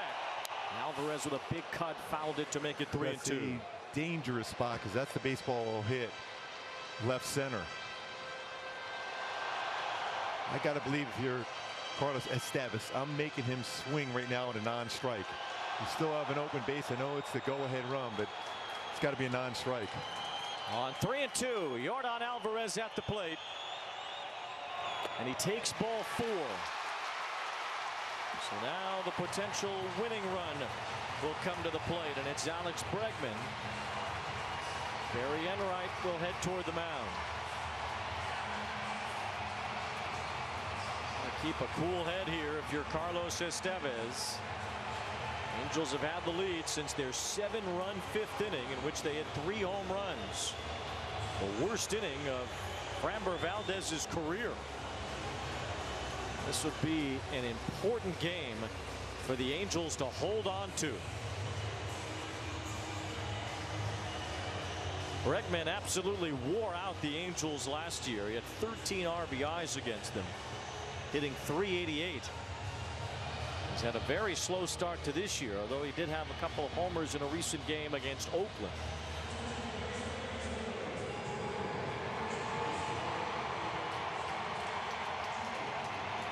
Joey Loperfido is the pinch runner at first. He's in there for Alvarez.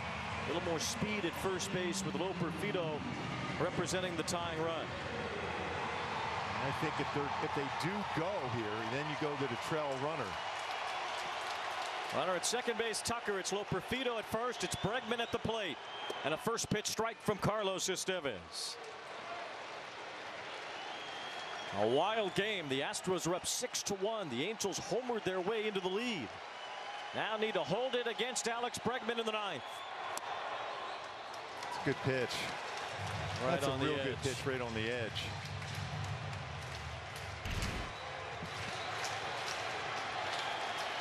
One ball, one strike, 2 out, 2 on, 2-run game. Angels ahead in the bottom of the 9th in Houston. And Bregman takes ball 2. Jeremy Pena leads the American League in hits on deck.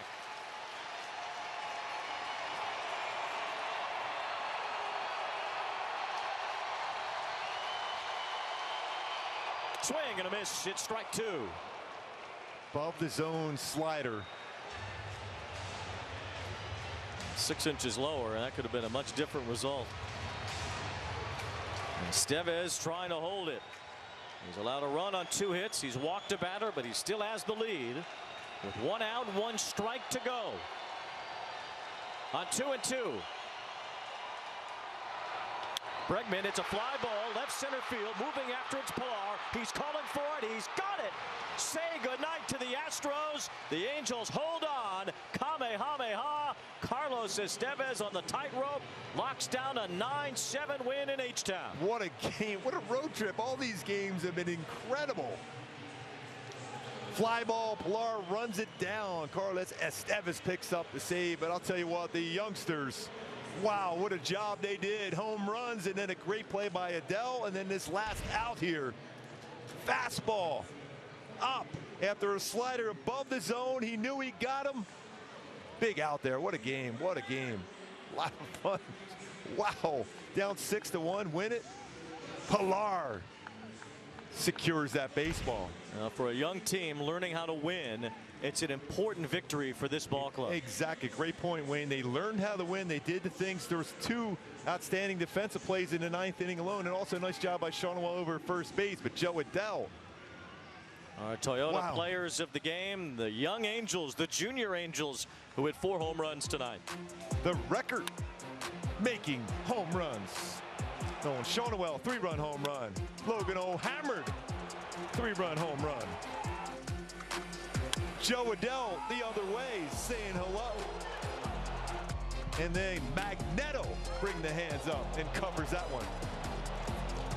And all 4 have crowded together with Erica Weston to talk about tonight's game. Guys, the reason you're all here is that you made history tonight. First time in franchise history, the Alos have had 4 players aged 25 years of age or younger homer in the same game. Nolan, you got the home run party started. You're first against a lefty, no slouch, and Framber Valdez. How good did that one feel?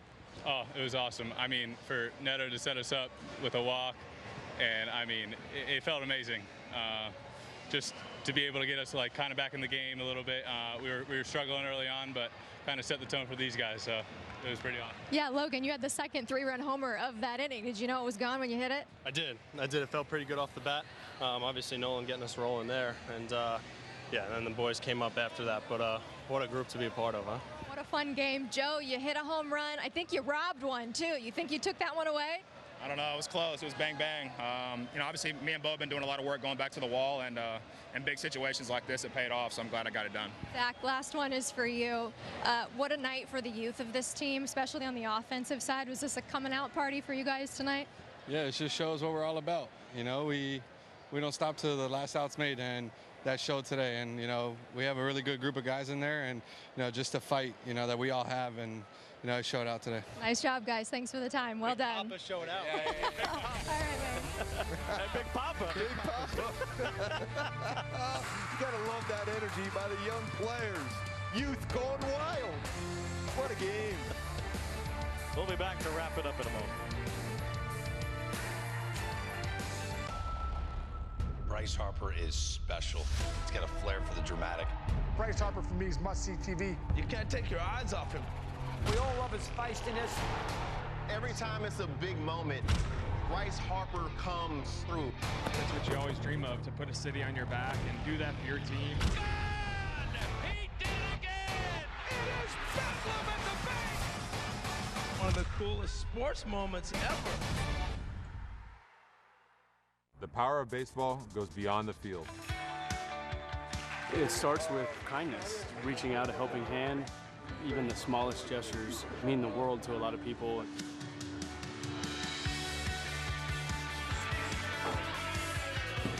Stand up to cancer. Together. Together. Together. Together.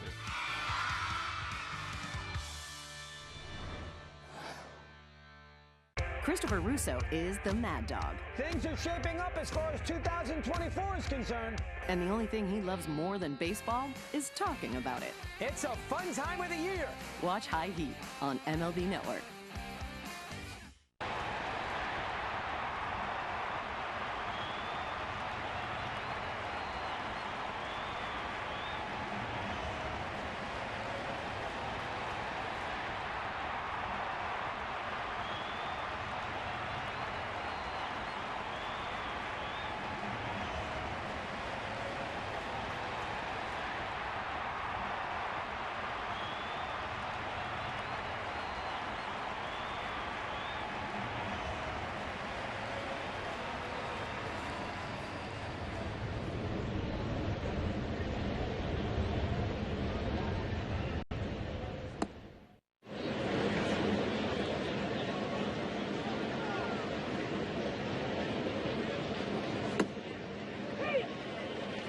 To the fifth inning, and this group playing hard, playing clean baseball, and having a lot of fun out there. This was a fun one here at Minute Maid Park as the Angels beat the Astros 9-7 to start this series. We'll be back tomorrow from Minute Maid Park as Game 2 of this series for the Angels and the Astros is played. Angels Live, presented by Nissan, will start with our coverage at 4:30 tomorrow. Stay tuned. Angels Live post-game with a lot to break down, presented by OC Healthcare Agency. Patrick O'Neill and Bobby Valentine will run through a wild win for the Halos tonight. They had 4 home runs, 3 of them in 1 inning off Framber, Valdez, and they beat the Astros 9-7. For Marco Vazan, Erica West, and our entire crew, I'm Wayne Randazzo saying good night from Houston. Performance. He is locked in. Passion. There's nobody more important than him. Teamwork. Working together is key. Get inside the game with MLB Tonight. Blanco does it. Throws a no-hitter. Bringing you breakdowns, highlights, and live look-ins to the big moments as they happen. But that was the MVP of the game right there. MLB Tonight. Inside the game all season long. Boom! And how fun is this show? Only on MLB Network.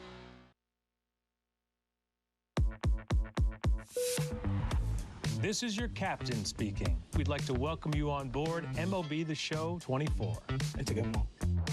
Where gamers can play as their favorite baseball teams, create custom players, and even relive history with some of baseball's greatest legends.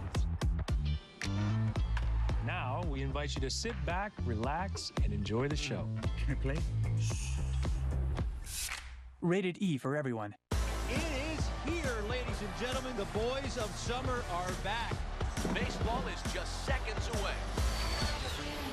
And a high fly ball to deep right field.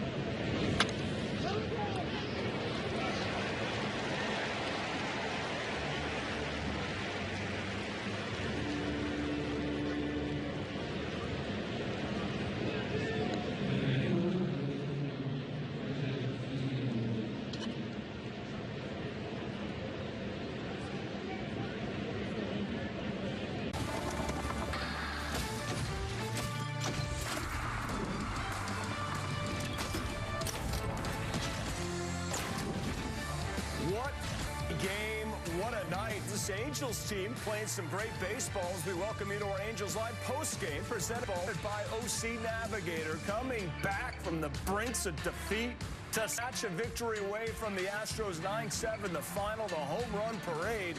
Age 22, Nolan Shonowell going deep. That's a 3-run bomb. Oh, Earl Weaver would love this. Another 3-run home run. Logan O'Hoppe as 4 youngsters, age 25 or younger, homer for the first time in Angels history. They got like almost a straight flush with the 22, 23, 24, 25. Zach Neto.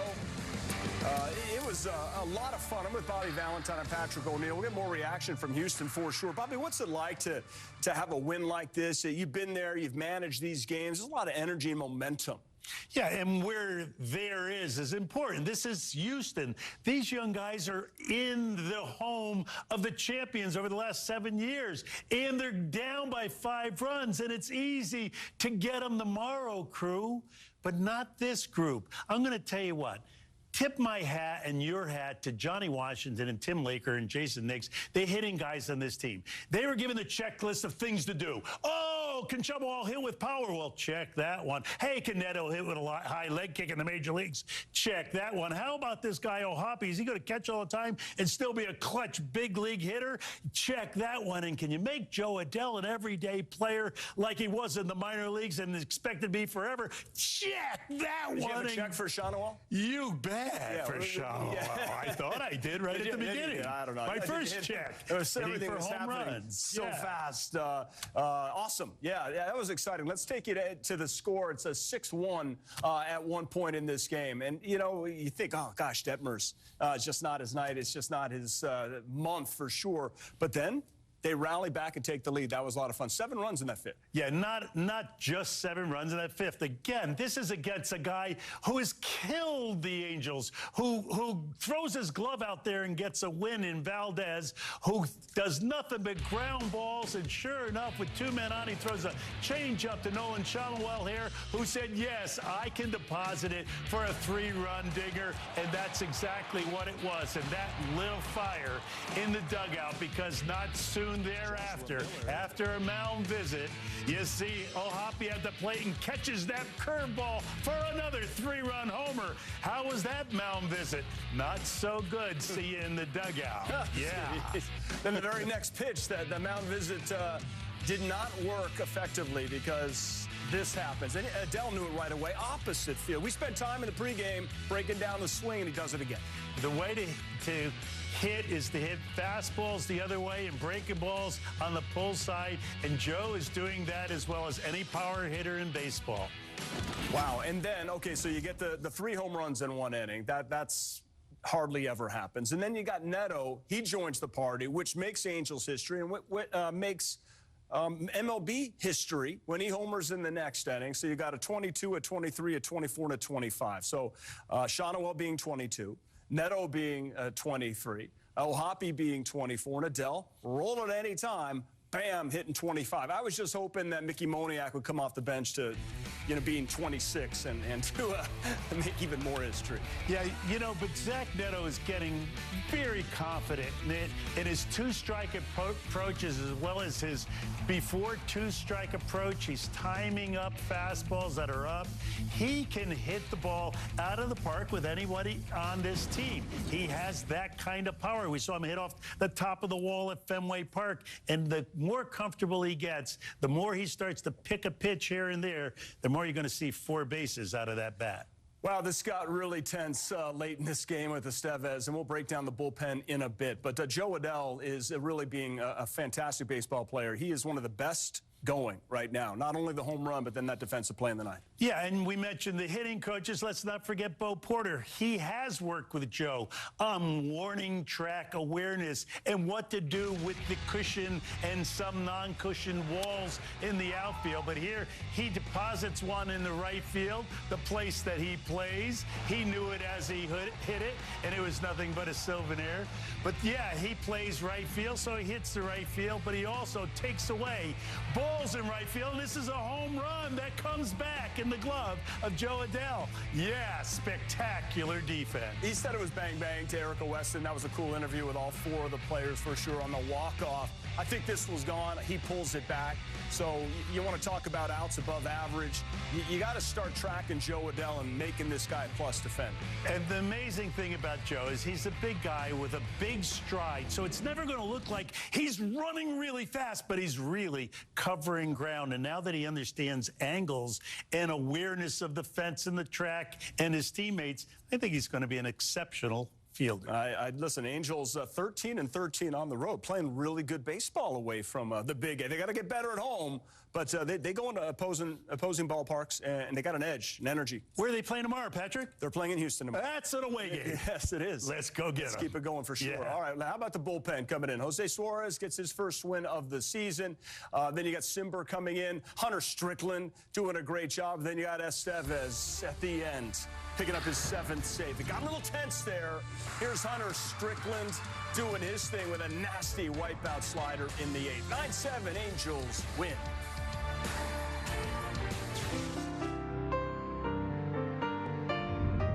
Hey everyone, Ken French here for Bally Sports West. May is Mental Health Month, and as part of that, here's another one of our series of emotional wellness tips from OC Healthcare.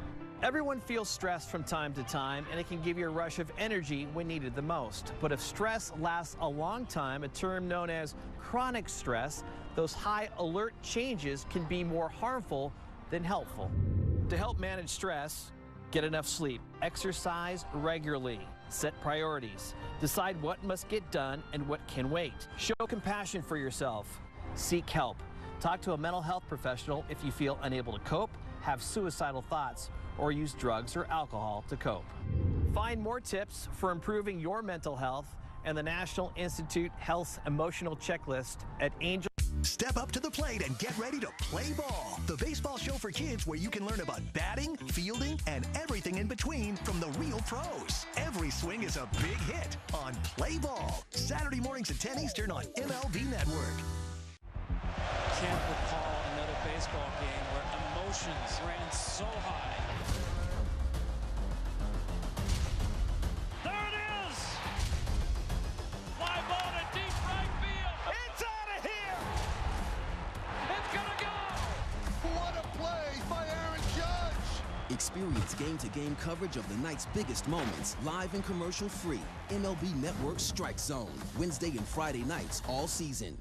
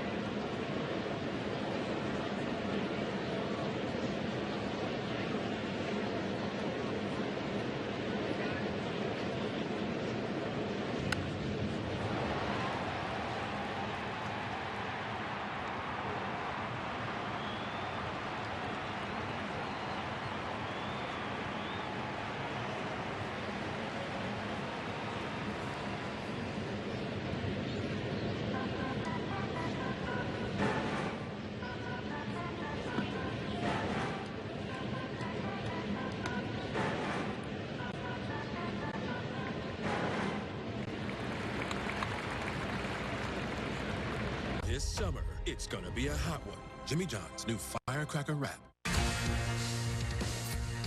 Angels Live on Valley Sports is presented by OC Navigator. Navigate to a healthier you at angels.ocnav.org. Minute Maid Park. It has just been a shop of horrors for the Angels in Houston, but not tonight. They rally down 6-1, 7 in the 5th, hang on by a thread there in the heart of that Astros lineup for a 9-7 victory. Estevez picking up his 7th save. But it didn't work for Detmers. We'll talk about that in a minute, what he can do better next time out. But Suarez coming in, going 2, and then the rest of the bullpen doing the job. Your thoughts? Yeah, you sit there in the dugout and you see what happens after 4 innings. How are you going to complete this? And you have it on the win side and the loss side because you have to get those 6 innings out of your bullpen. And it's set up perfectly for Ron Washington tonight with 2 innings from Suarez, who came in, got a big double play on the second batter he faced. Nobody on and 2 outs, got out of that and got out of the second inning that he pitched, and that's exactly what Ron wanted him to do. Get 3 outs in this 6th inning, and let's hand it over to the boys for 7, 8, 9. Haven't seen Suarez in like a high leverage situation or with a lead, so I'm happy that he was able to pitch well. And Simber's been great all year. He really has. A couple of hiccups, but he'll take them. Yeah, he's really different. He's throwing strikes with 3 different pitches. The opposition isn't comfortable when he's in there, and Strickland has been absolutely outstanding. Came up with a spectacular sweeper pitch. It has a little more spin than it used to have, and it's very effective. And then Carlos needs a little help from his friend in right field, Joe Adell. A tremendous catch to hang on to it after crashing into the right field wall there at Minute Maid. But, you know, he is covering serious ground out there, playing all the angles, great reads. Here's Zach Neto with a fantastic play deep in the hole. Yeah, he could have gone to second, but no, he knows he has a great arm. Could have been a force at second. He throws across the diamond and gets the out at first. That's exactly what was needed, because this 3rd out of the game and the 9th inning was exactly what the doctor ordered. And the at-bat before with Alvarez, the walk, you were okay with that? I mean, that was very, very tense. He's such a good hitter. Logan O'Hoppe went out and talked to him, and he told him exactly that. It's okay if you walk this guy because we got 2 guys to get 1 out. Let's make sure we make good pitches to do it. The Angels have been hurt by the injury bug, for sure. No Trout, no Rendon, no Drury. And then Rengifo goes on the IL with a virus and the blisters on the foot. He comes back. He's making a difference. Why do you think he's so good? Well, he's a very good hitter, accomplished hitter. He and Taylor Ward are the 2 really accomplished hitters in this lineup, and they're hitting very consistently. And it's been easier because of that for the younger guys to have their at-bats. But Lewis, batting right-handed against a tough left-handed pitcher, understands that the 2-seamer is going to go away. You have to hit the inside of the ball and hit it the other way. He did just that on the sinker. He stole another base, which seems like it's easy for him to steal bases. He's on his way to 30-plus. And playing D at 3rd base, the position that is supposed to be his weaker position, he's just stellar. So the 11 stolen bases, that's top 10 in baseball right now. So he picks up 2 stolen bases, 2 singles, and a dislocated finger popped back into place. Popped right back in and said, I can go. And when he goes, it really gives the team a lift because he has that at-bat attitude where he likes the competition. And that thing kind of spreads on to the team. Yeah, you got to be in, not give away any pitch, any at-bat. And he's centering the ball as well as anyone. Exciting ball game for sure. Taylor Ward, couple of hits, so a walk and a sac fly. RBIs extended his hitting streak to 6 games and 10 games in Houston. Fun game for sure and a great win. We'll talk about Reid Detmers on the other side. Hope to hear from Ron Washington. Angel skipper get his take on Detmers' struggles in the past 7 games. All of that moved, right, though? You got a W. That's all you wanted. 13 up, 13 down on the road for your Halos. Rep the Halo.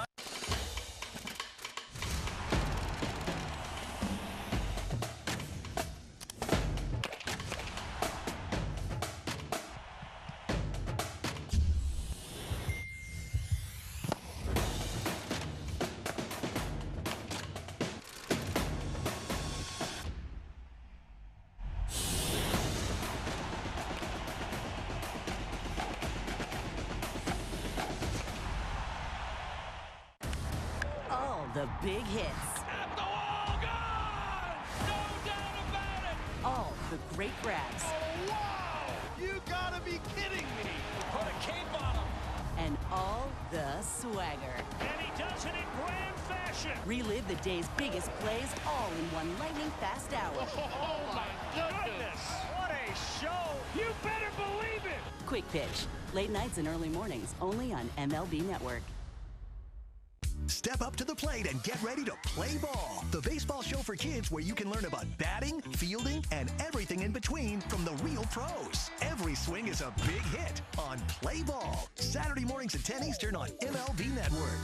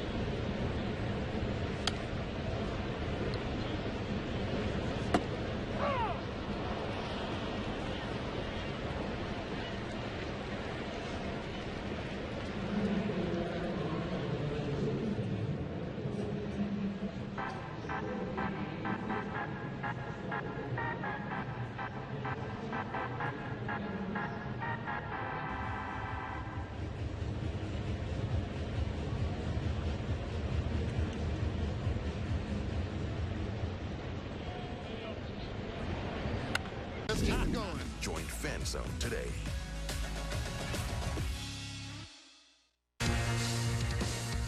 Welcome back. Angels Live postgame is presented by OC Navigator. Navigate to a healthier you at angels.ocnav.org. Well, game summary just filled up the box score tonight. Detmers off the hook, no decision.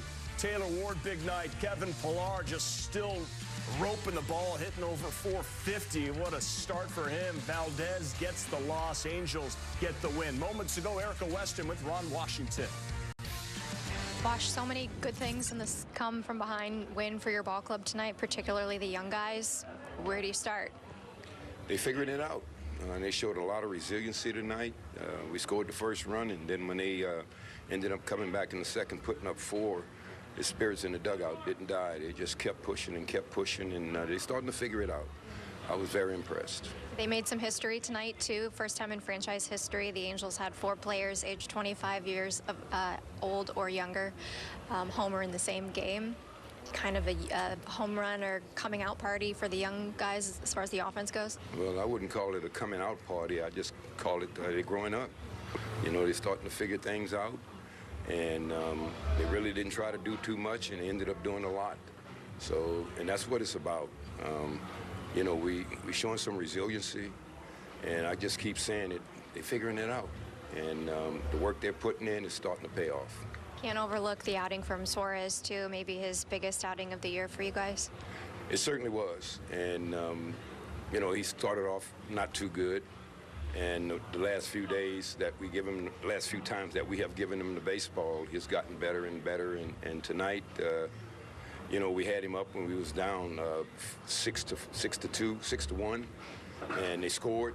And he was expecting a phone call to set him down, but we didn't do it. And he came in and gave us 2 good innings so we can get to the pitchers back there in the bullpen that we wanted to have out there. So, no, once again, it's nice to see him coming back because as the season continues, we're going to need everyone that we have down there. Sean Noel had not hit a homer against the lefty yet, and to have this be his first lefty, what does that say about his... Well, it was huge because he got us back within 1 run.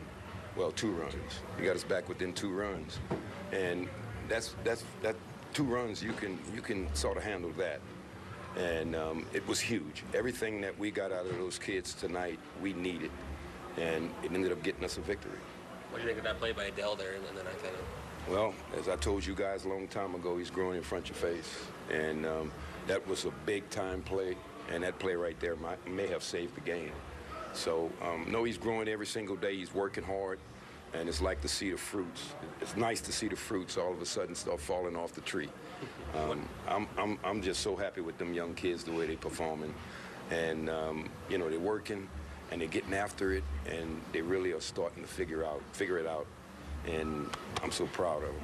We do also you know, that's great stuff from Wash. And, you know, I've said this before, there's a lot of players to be excited about on this Angels team. I've been accused of being overly positive. That's fun. That's fun baseball to watch. I love how these guys battle. One comment about what you said to me when Suarez went back out there, you said it could have been very insulting to him if now that the Angels had taken the lead, if they said, oh, we don't need you anymore, sit back down and got somebody else up. They went to him, and that has to be a big confidence boost for him. Yeah, I've seen guys lost for months when that happens. You get warm, you're going to come into a major league game, you're a major league pitcher, and then you're told, well, you're not major league enough to pitch in this situation. Wash, let him stay up, let him come in.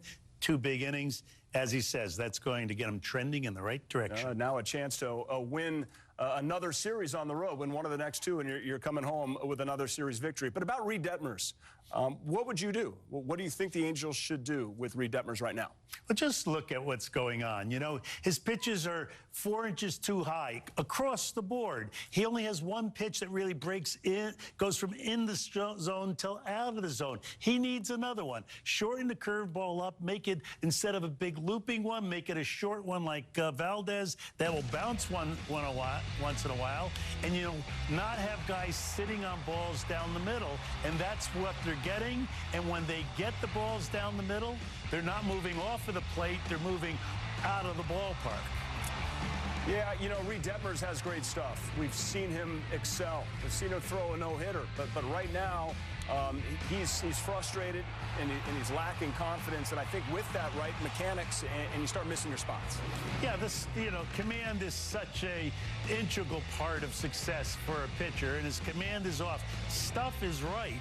But again, I think the stuff mix needs one more pitch that goes out of the zone. You know, get you the sword swing where the guy's off balance, sees it breaking, tries to chase it, and has no chance. That allows him to throw a fastball down the middle by a guy once in a while. The Angels, prior to this game, had 4 straight quality starts, and I know that, you know, these guys, you know, feed off of one another, and Reid Detmers is going to figure it out. Just keep working hard. I hope it happens for sure. Now we get to see Canning. We get to see, you know, this guy take the ball tomorrow. I'm fired up for that. Before we talk about tomorrow, let's hear from Reid Detmers moments ago with Erica. Reid, just first off, what do you think of the comeback by this team to come back and win tonight? Yeah, it was impressive. Obviously, our guys put together a good game. Hitters came to play. Yeah, a lot of respect from those guys. They did a hell of a job, and it was impressive what they did. You know, tough night for you. What do you take away from this one? Yeah, obviously it's been a tough month. Lots to learn. Just going back and looking at stuff, I guess. Trust the process. That's all I can think about right now. Is just trust the process. It'll come eventually. You know, we asked you about this last time at home, but the 0-2 counts and not being able to put the hitters away, is that the biggest frustrating part right now? Yeah. I don't know how many I had today, but it definitely is frustrating. I just felt like I made some good pitches and some counts that didn't get away with. But other than that, it comes down to execution, I guess. The Altuve one, were you just trying to get it like way up high? Yeah, I went back and looked at it. I mean, that's pretty much right where I wanted, above the zone, and maybe could have got a little bit more in. But yeah, I mean, it was just a good piece of hitting. Dubon was kind of down. Is that where he wanted it? I went back and looked at that one also. Pretty much right where I wanted it. It was at the bottom of the zone, and just kind of felt like he was sitting on it. I don't know. I don't really know what to say about that. I saw you talking with Tyler in the dugout. I know you guys are 2 very different pitchers, but both lefties. But at that moment, what kind of resource was he for you? I was just picking his brain, seeing what I could have done differently, what he thought. Just kind of talking game with him. Just kind of running everything down. He's been very good to go back and lean on the last couple weeks, and so I trust him a lot, and so he's the guy I go to talk about stuff. Hey, listen, it's tough for these starting pitchers. It doesn't go well. They're there to answer the bell. Appreciate Erica and Reid Detmers talking to us right there. Tomorrow's starters, Christian Javier and Griffin Canning, who has been absolutely outstanding the past two. What do you like best about Griff right now? That his fastball is being located, and when he's able to work in and out and up and down with that 94, 95-mile-an-hour fastball, all the other stuff works. Yeah, Halos have won 4 or 5 right now. How much more do you need to see before you start to get a sense that they're really playing some good baseball? One game at a time? I think the last couple of weeks, actually, this has been a whole different look of this team, and I think it's coming together just fine. Beautiful. Looking forward to tomorrow. Can't Me wait. too. Yeah, can't wait. Let's get another one. Let's go. Angels baseball. It's fun to watch. For Bobby Valentine, our entire Angels crew here in our Bally Sports Studios in Santa Monica. That'll do it for us. Again, tomorrow, 4:30. Let's go. Let's get fired up. Let's go for this Angels team. We got Griffin Canning on the bump tomorrow. Yes. We got the Astros worried, Bobby. Yes. They're sweating us right now. No. Oh, they're not? They're not. They're not. Not yet. They're not quite just yet. Got to earn that respect. Yeah. 10 games under 500, but climbing up in the standings. The youngsters, 22, 23, 24, and 20.